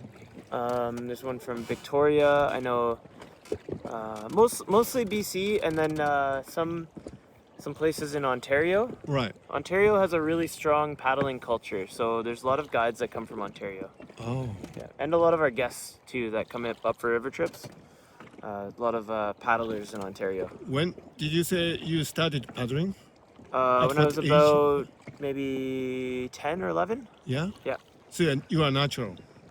Well, I mean, I didn't even really have lessons until I was maybe 19. Right. And then I took an outdoor education program Right. on Vancouver Island. Training, this is like a training program to become a outdoor guide. Yeah, so it was like 100-day intense outdoor program. Really? Yeah, That's yeah. intense. And I did that when I was 20 years old, so Oh. a few years ago now. And it was a coming of age for me. Okay. Yeah, and I really learned most of kind of a foundation of a whole bunch of skills that apply to Right. this job. Oh. Yeah, yeah. For example, what kind of skills would you require? Well, I mean, there's like certifications, Right. and I gathered many certifications through that. For example? Like a 80-hour wilderness first aid course. What's that? Like first aid, like Yeah. Oh, first aid. Yeah. yeah, like medical training, but Uh-huh. for wilderness context. Okay. Yeah, so how to keep people from dying or injuring themselves severely in the wilderness, Right. and how to get them help, how to evacuate them. Oh. Yeah, That's very important, isn't it? very important. Yeah, so that's a very foundational skill that I learned many years ago. Okay. What else have you learned? Yeah, I think working with people is a big thing. The emphasis on teamwork and Right. working as a team, Yeah. and then hard skills like paddling and like paddling techniques. Yeah. Yeah, I didn't actually learn how to row raft Uh-huh. until working for this company. Oh, I see. Yeah, but paddling a canoe and kayaks Yeah. and how to move in like moving water. I became Yeah. like a moving water instructor. Right. So those kind of skills, and then general like outdoor survival skills and camping skills, Mm. like how to cook outside, how to light a fire effectively when it's wet, how to set up shelters really fast and efficiently. So, Yeah. how many certifications do you actually have? I don't know. Over the years, maybe 6. Okay, Yeah, that's a lot. yeah. I have more honestly. More, but not all of them apply to this. But I think the more courses you take, you just have a broader understanding, and they help you. Yeah. How did this experience change yourself as a person? I feel more connected with myself Right. when I'm spending a lot of time outside. It's a nice way to, like, we work. The physical work is really hard, and I think that does build resilience in your like physical capacity. Mm. And you're also your mental capacity. Like I feel a lot more at peace with different weather conditions, for example, or different group dynamics that are challenging. Like I know that you know, things come and they go, and things are always changing, like just like the river. You know, the river's always changing, and like the emotions that we have are always changing, and I just feel more at peace now because of these experiences. So, on this trip, Yeah. we were really supported by your very balanced and yet very, how do I say, sophisticated personality in the wilderness. But do you say that before you started this job or before you started learning guiding in nature, you were a different person, or Oh, for sure. yeah, what kind of person were you? What kind of person was I? Yeah.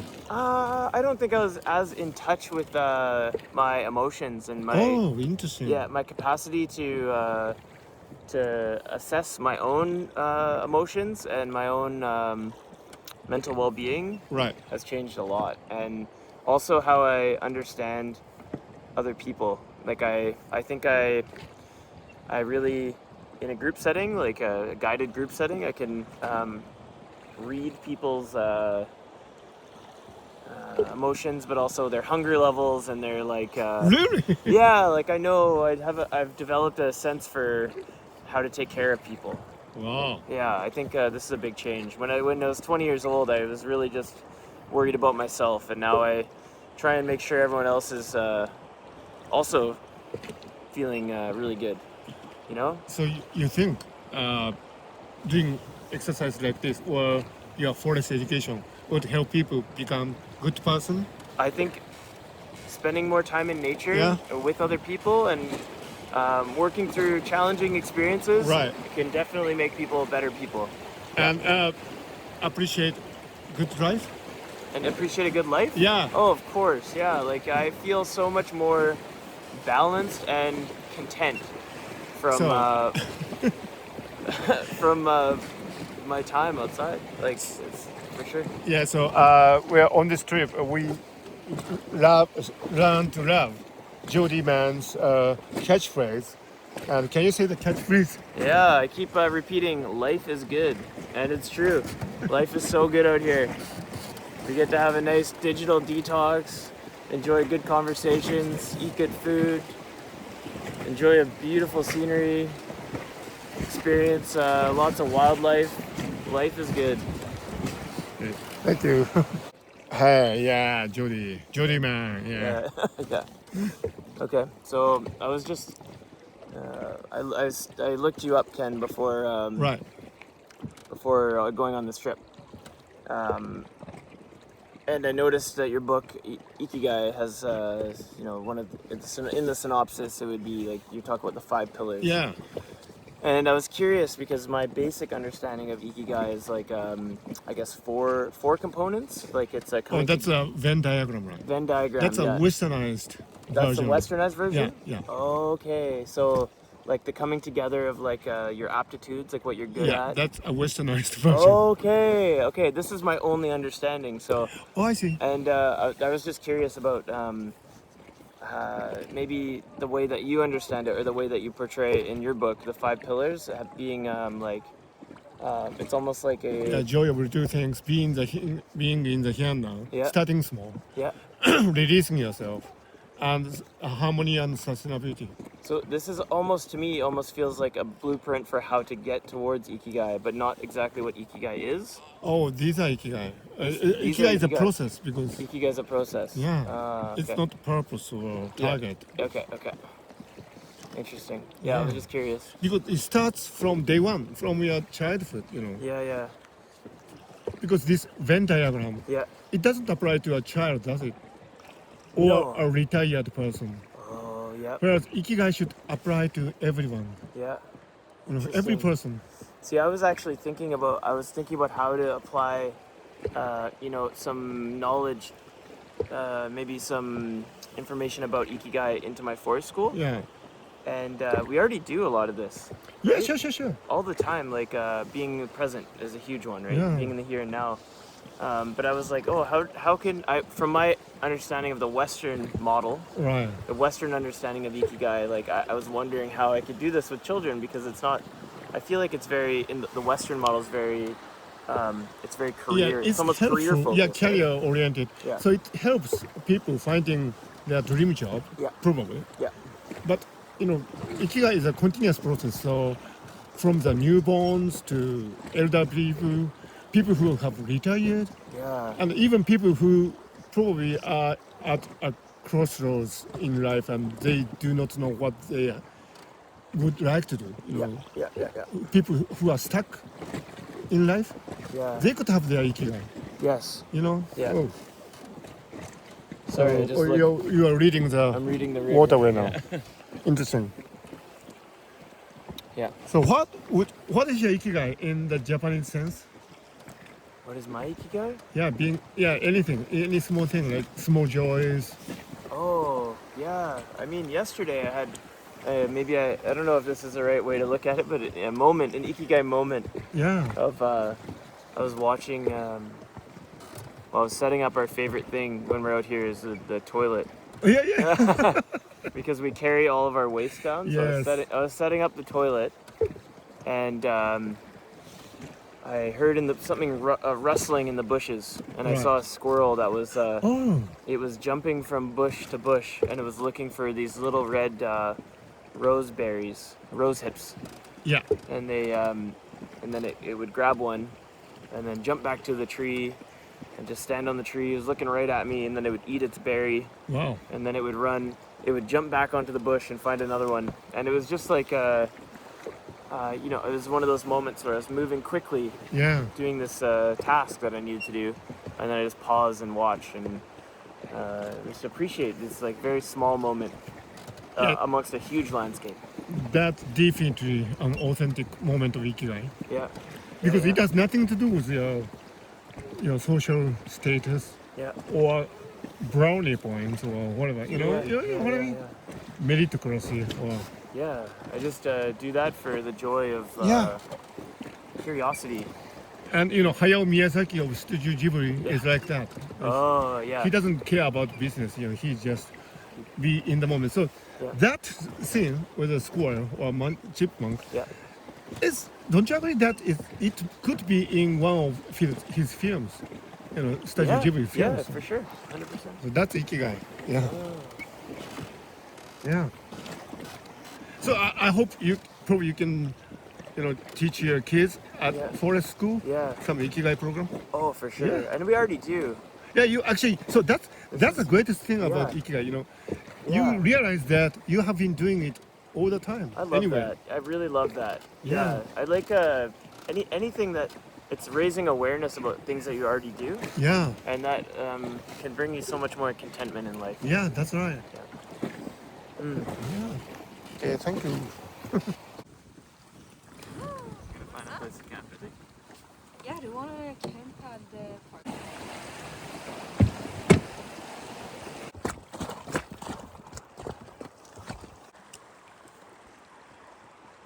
So that was the end of the Nahanni Park. Okay. Okay. We just passed the park boundary. That means we're outside of Nahanni National Park. Yep. I'm getting closer to Nahanni Butte, the small community in which we'll finish the trip. Thank you.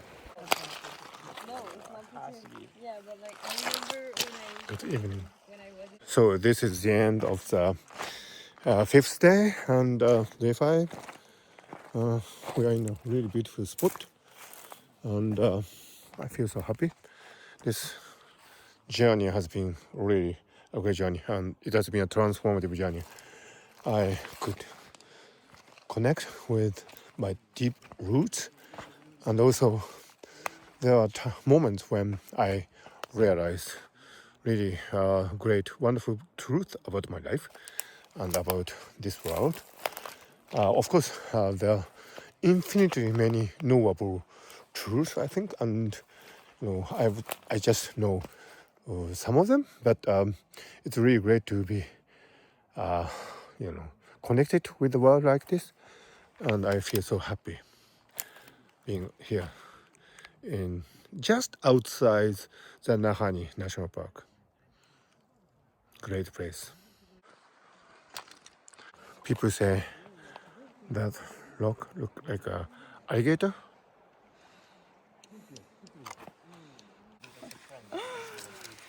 I'm gonna go get plates. Yeah. Thank you very much. Great. Yeah. Wow, Ellie. Hey. Hey! Hey. Hey! Hey!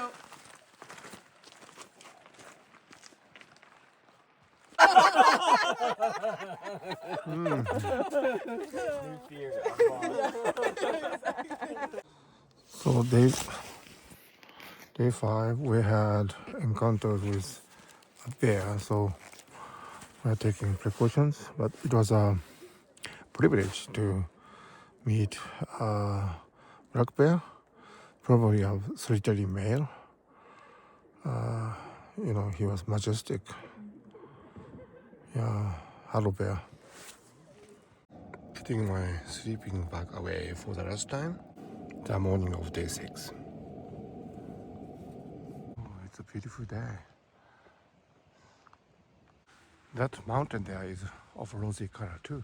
I'm putting away my sleeping stuff for the last time on this trip. Hey, Jody Bear, good bear. You are a good bear, Jody Bear. Yeah, good morning. Ha ha ha, hee hee hee hee hee hee ho ho ho ho ho. Oh, what a beautiful morning.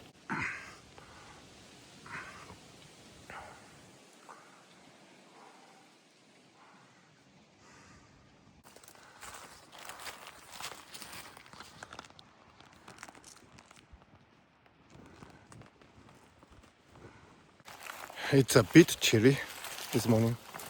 Maybe autumn is approaching.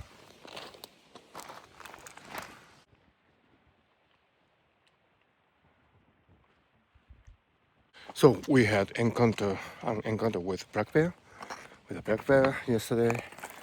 We were having dinner.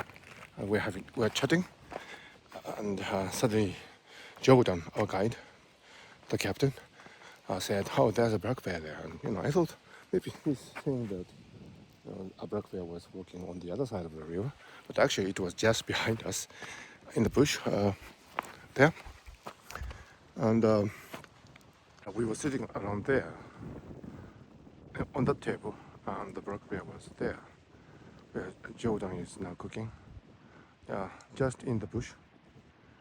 And first, the black bear appeared to be receding in the bush, so we thought, oh, it's gone. But then it came out and started to come towards us. So that's when Jordan said, "Hey bear, good bear." And Mel started to bang frying pans and utensils against like a big drum. And bear kind of hesitated, and it eventually went away into the bush there. Yeah, into that bush. According to Jordan, the black bear was probably strolling along his usual pathway, and it was, I think, 7:30 in the evening or something like that. So it was dusk, and dusk is, according to Jordan, the time when black bears stroll. So it hesitated for maybe 5-6 seconds, maybe 10 seconds, and then it went away into that bush. So, it was an interesting encounter. I was calm, surprisingly. Of course, we are somewhat concerned, but this is a privilege to encounter bears and other wild animals in the wilderness just outside the Nahanni National Park. But this is a continuous part of nature, so there's abundance of wildlife, and it was such a great encounter. Maybe the distance between the bear and us was 15 meters or so. So this was my life's first encounter in the wild with a black bear with that distance. And Jordan said this was the closest encounter that he had on this river. So it was something really special. On the last night of day 5 of our Nahanni River journey. And this is day 6, our last day. So this is a tent I've been using. And I heard from Jordan that this is the same as what they use at the Everest Base Camp. So it must be really tough.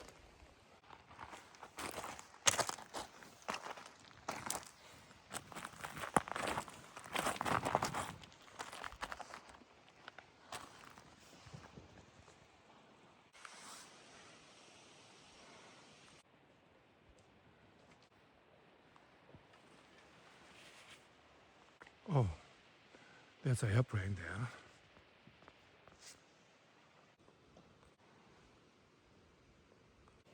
This has been my tent.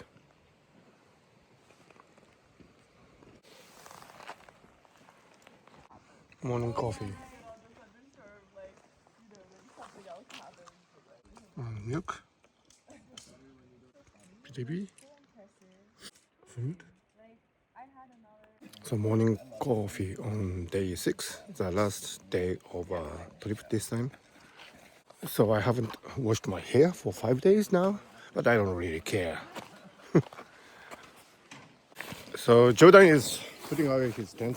Yes. And Masayo Hando of Destination Canada is putting away her tent. Yes. Are you used to tent holding now? Yes. You mean? You mean you can do it better, Yes, right? yes, much Yeah. better. How was the trip? Very nice, incredible. Yeah, but you have been working at Destination Canada for many years, right? Yes, yes. How do you compare this trip to other trips? This is one of my favorite trip, and also this is the most, how can I say, dynamic. Dynamic, yeah. Trip. Last Adventure. last evening we saw a bear. Yeah. So, Jody, man, how would you reflect back on the encounter with a black bear? Yeah, that was like I've had bears coming towards our camp before. Right. Yeah. But that was a really close encounter. Yes. Yeah. Yes. And I'm really glad that we were all together around the table. Right. Yeah. There was no one by themselves. Yeah. On the side of camp. So I think it was handled well and ultimately a really cool experience. It was. Yeah. One of the best. It was one of the best bear encounters I've And ever I had. could really appreciate the way you handled it really professionally. Yeah. With a cool mind. But were you something in you? Were you really kind of what the heck? Were you cool? Okay. Also. I think at the beginning, Yeah. when the bear just appears on Yeah, the edge yeah, of the bush, it's yeah. just over here. Yeah. Yeah. When it just appeared, Yeah. it was really calm because the bears are curious. Right. So it just looks at us, we look at it, and Right, we right. start talking to Yeah. it. Yeah. Yeah. But then when it obviously wanted to travel Yeah. through Yeah. our Yeah. camp, Yeah. so it gave a bit of a not a bluff charge, but like a kind of tried to intimidate us. Right. Right. And that's when my heart goes Oh. Yeah. starts beating fast, and I get some adrenaline, for sure. Yeah. Mel did a really great job of making some noise. Oh, right? for sure. Yeah. So everybody really acted professionally. Right? Yeah. But how should we humans, face bears? I mean, in terms of mindset and Yeah, I think first with respect. Yeah. Like ultimately, this is their home. Right. Like we are visitors. Right. We come through. We spend, 12 hours here, Yeah. and then we leave. Right. And we need to remember that they travel this corridor over and over. Okay, So we are in yeah. their space. Right. And so we need to, ask nicely to be Okay. traveling through. Ask nicely. Ask yeah. nicely, yeah, and that means really taking care of your kitchen and keeping things clean Right. in your space. Right. Because if you attract them through smells with food, that's how bears, like the government or the parks officials will Yeah. take action Oh, okay. and they'll euthanize the bear if Yeah, they yeah, have to yeah, protect yeah. humans.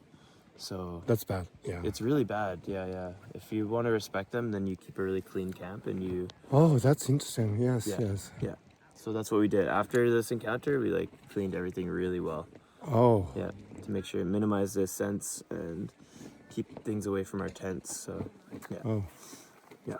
Thank you, Jordan. And Yeah. thank you, Bear. Thank you, Bear, if you're watching us. Yeah. Thank you, Bear. We always want to talk nicely about the bears. Okay. Yeah. Yeah. So, Shisho, I'm calling him Shisho. How was the trip? Oh, it was great. Yeah? Yeah, especially at the end, we saw a bear Yes. close to us. Yes, It was like 15 meters away. Yeah. Yeah. So, as someone who has taken many animal photos, Yes. Yes. how did you like the Nahanni River trip? Oh, Nahanni trip was really gorgeous. Gorgeous? Yes, the scenery Yeah. of the rocks and the cliff, Yeah. yeah, was great. I noticed you were taking many running water river Yes, photos. Yes, yes. What were you The looking at? Sunlight was coming. I see. Yeah, and it reflect on the water. Yeah. It runs always, and sometimes, it's shining here and there, Right. here and there. So it was so nice. How about the Northern Lights? No, Northern light. I expected more.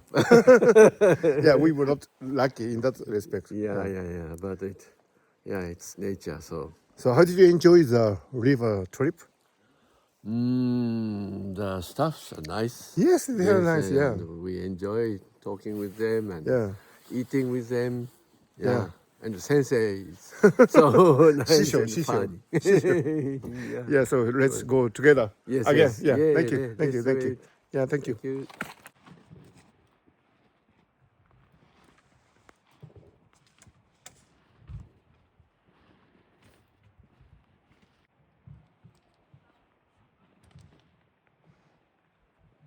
So, as I reflect on the Nahanni River journey, I realize that I have only witnessed a very, very small, tiny part of the magnificent nature that is here.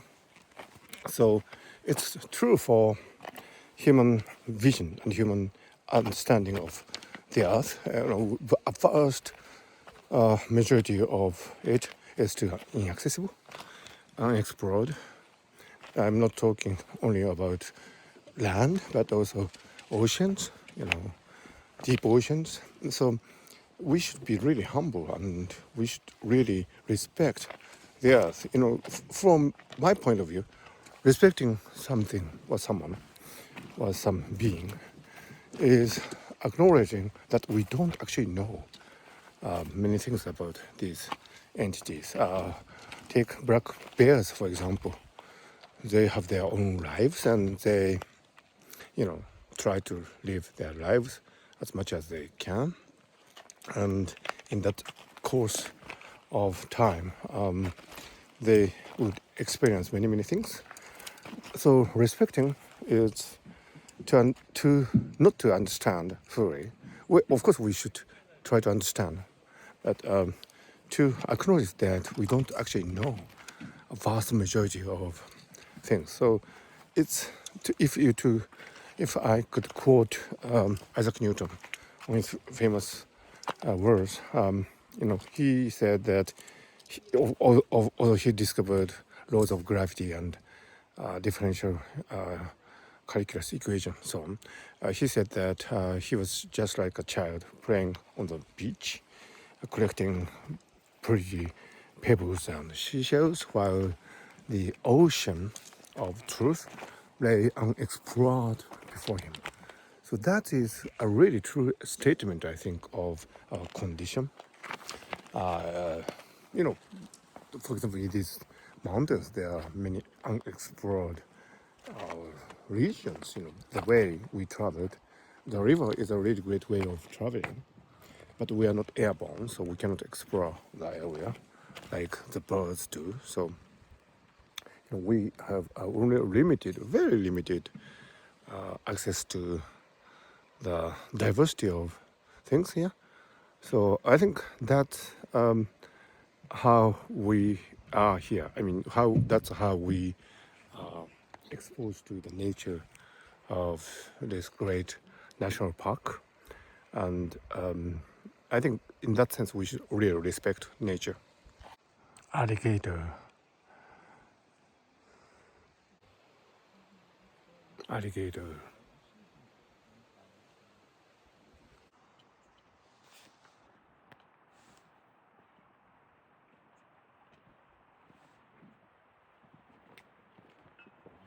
This is breakfast. Jody Man said.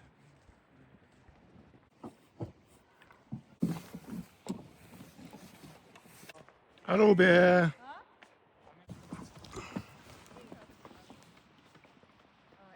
Goodbye, bear. Breakfast sandwich, leftover steak sandwich. Great.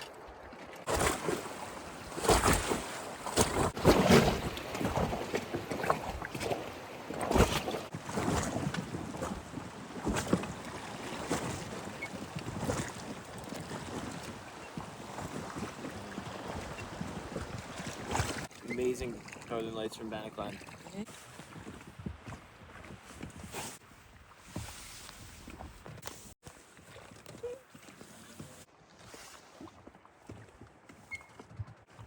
Repute after which the village is named. An old volcano.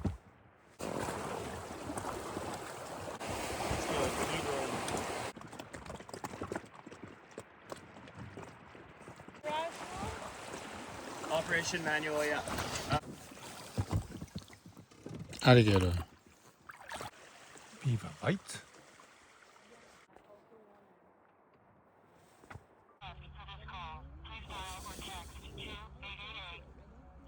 Is this John?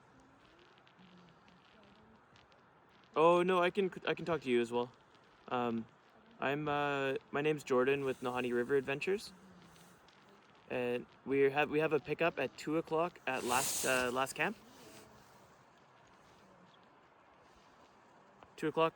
We will be there earlier. Like we'll be ready for 1 o'clock. 1 o'clock. So if you let him know, we'll be ready. So anytime. Okay. And do you have another pickup today? Oh yeah. Okay. You don't have another pickup?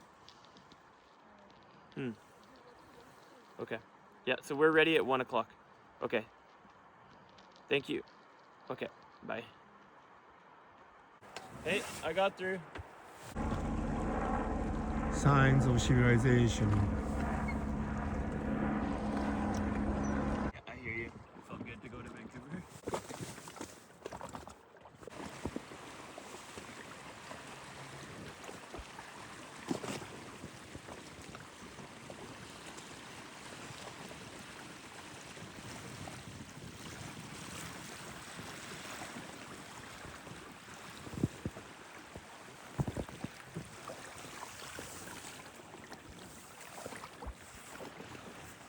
And to have a wildlife photographer with us for that?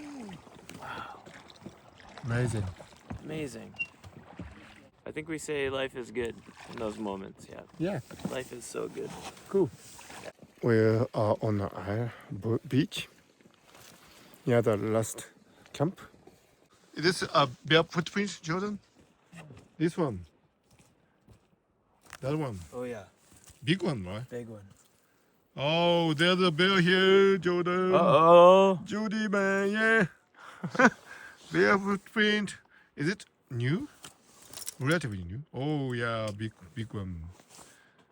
Yeah. Rabbit. Rabbit footprint. Maybe bird, actually, yeah, bird. Yeah, that's a bird. Bird. Okay. Correction. Thank you. Correction.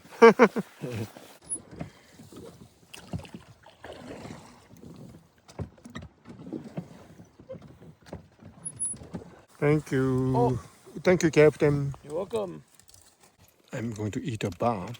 Mmm. Yummy. Vision of regenerative. There's a shortcut on. It's a type of badger.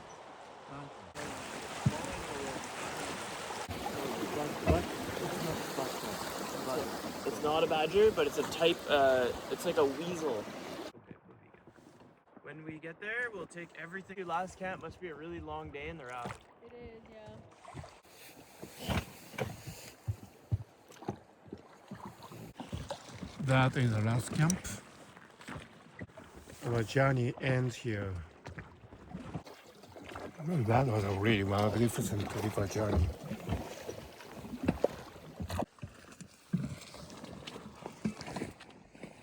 So 5 nights, 6 days trip on the river is over. We are at the last camp and will be picked up by motorboat, and then we'll drive back to Fort Simpson. So, a trip is not completely over, but our river journey in the Nahanni National Park is over.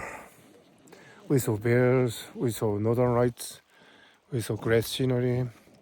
The stream of consciousness was really, really wonderful, as we experience every second of the river journey. My stream of consciousness will be filled with beautiful images, and they are here. Although I may not be able to recall every detail explicitly, they're going to stay here in my brain, in my mind, in my existence, in my soul, and that is really great. Looking back, I feel that river journey is like space exploration, because you need to prepare many things. You need to bring your food and equipment, and you need to plan well. And we were like actually space astronauts, because we were busy doing things, setting up tents and disentangle them in the morning, and preparations and so on. But in the rare moments of leisure, we admired the grand nature. I hear that it's the same for space astronauts. They are busy doing things and they have to prepare very well. And in rare moments of leisure, they admire the space, the beauty of the earth, and the miracle of life. So there are, I think, many parallels between space exploration and river travel. I could also learn the great tradition of the indigenous people, the First Nation people, and how they lived harmoniously with a great nature. Actually, this land is their land. There is a village called Nahanni River, just over there. There are indigenous people living there. Really wonderful people. I have all the respect for these people, and I'm really grateful for letting us explore this land, their land, really wonderful land. Also, it was really interesting to learn the role French people had in the building of Canada.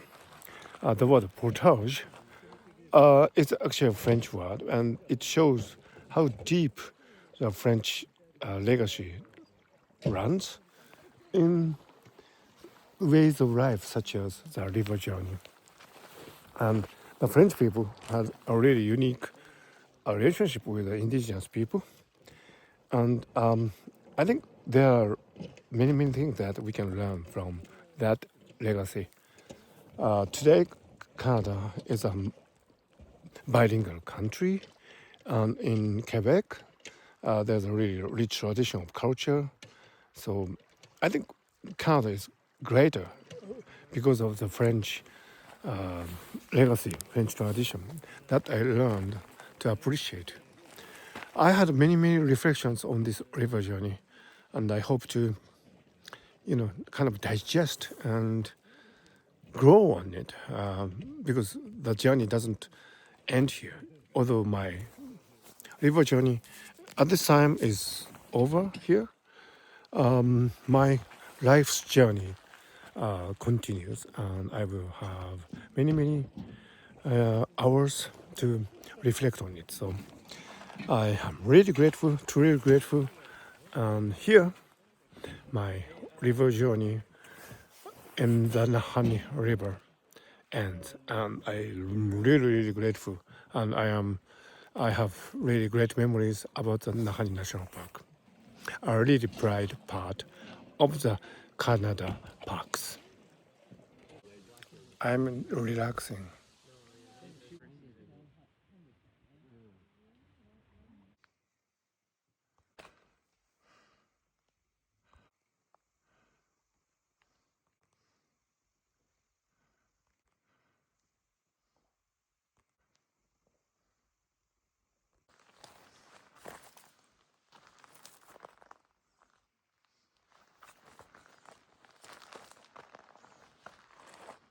I hear motor sound.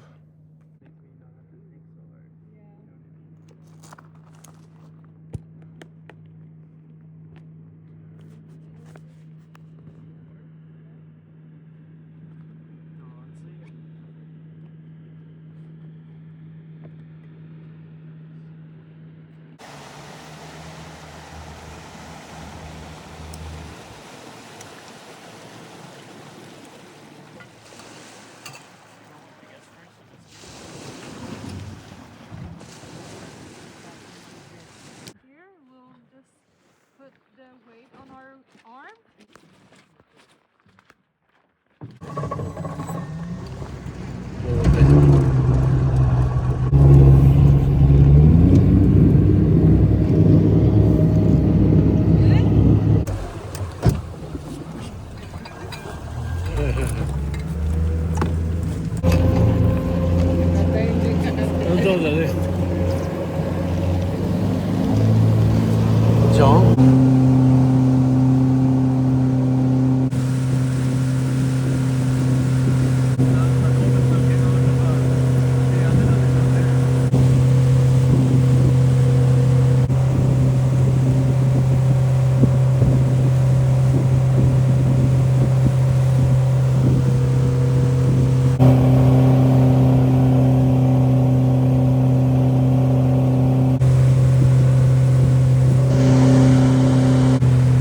Oh, bison.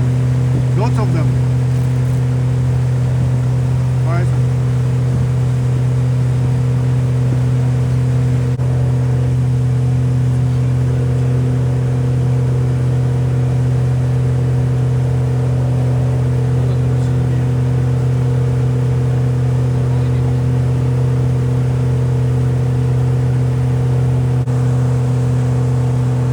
Bison. Bison 買いました。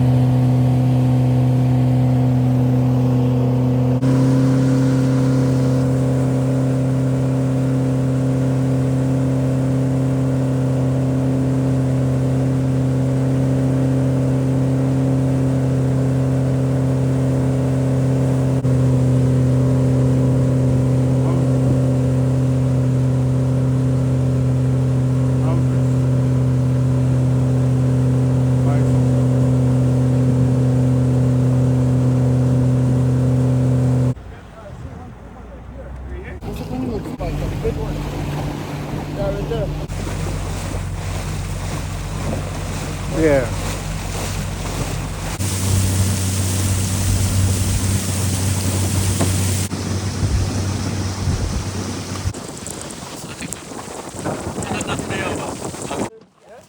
I think so.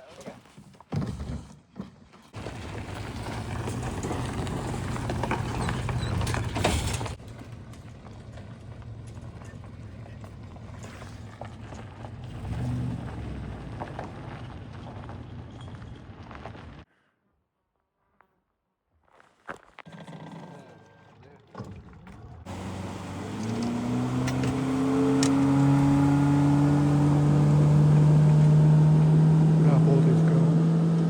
So we have come to a place where there are automobiles, and we are transporting ourselves and the gear back to Fort Simpson.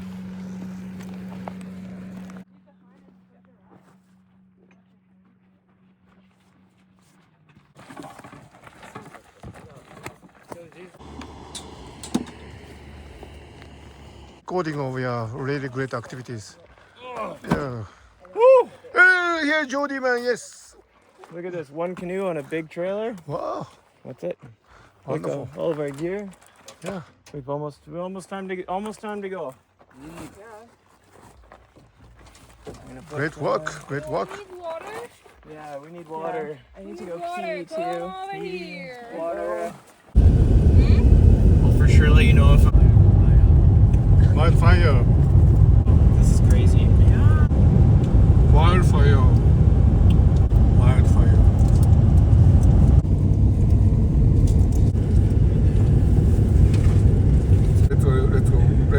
Let's go. And recently,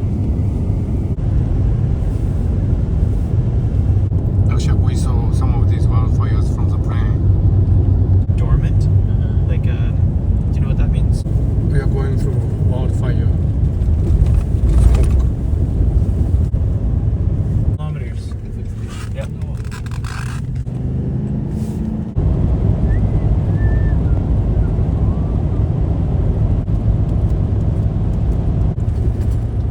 Fireweed. Fireweed comes immediately after a forest fire. Smoke. This area is a great reservoir for carbons. Then there are stretches of land almost unaffected by wildfire. Beautiful forest.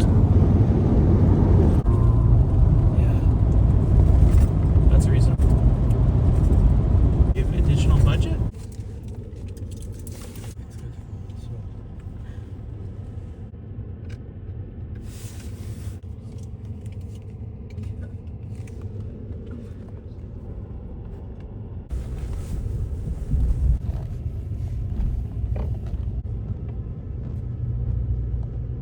So we are on a hair ferry.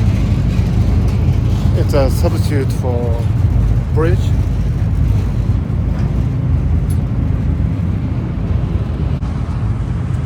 Canadian flag.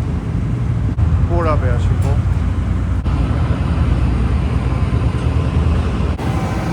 Wildfire there. Our trip is almost over. So I'm reading that part of Northwest Territory. And that part of Northwest Territory towards Fort Simpson. Now we are returning back to civilization. I have a mixed feeling. Relieved, joyous, and sad. Maybe I hope to return again.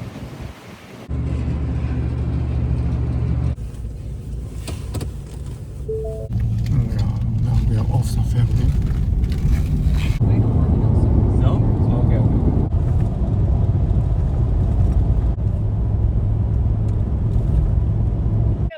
So we are just arrived at Fort Simpson, and this is the end of our journey this time. That was fabulous.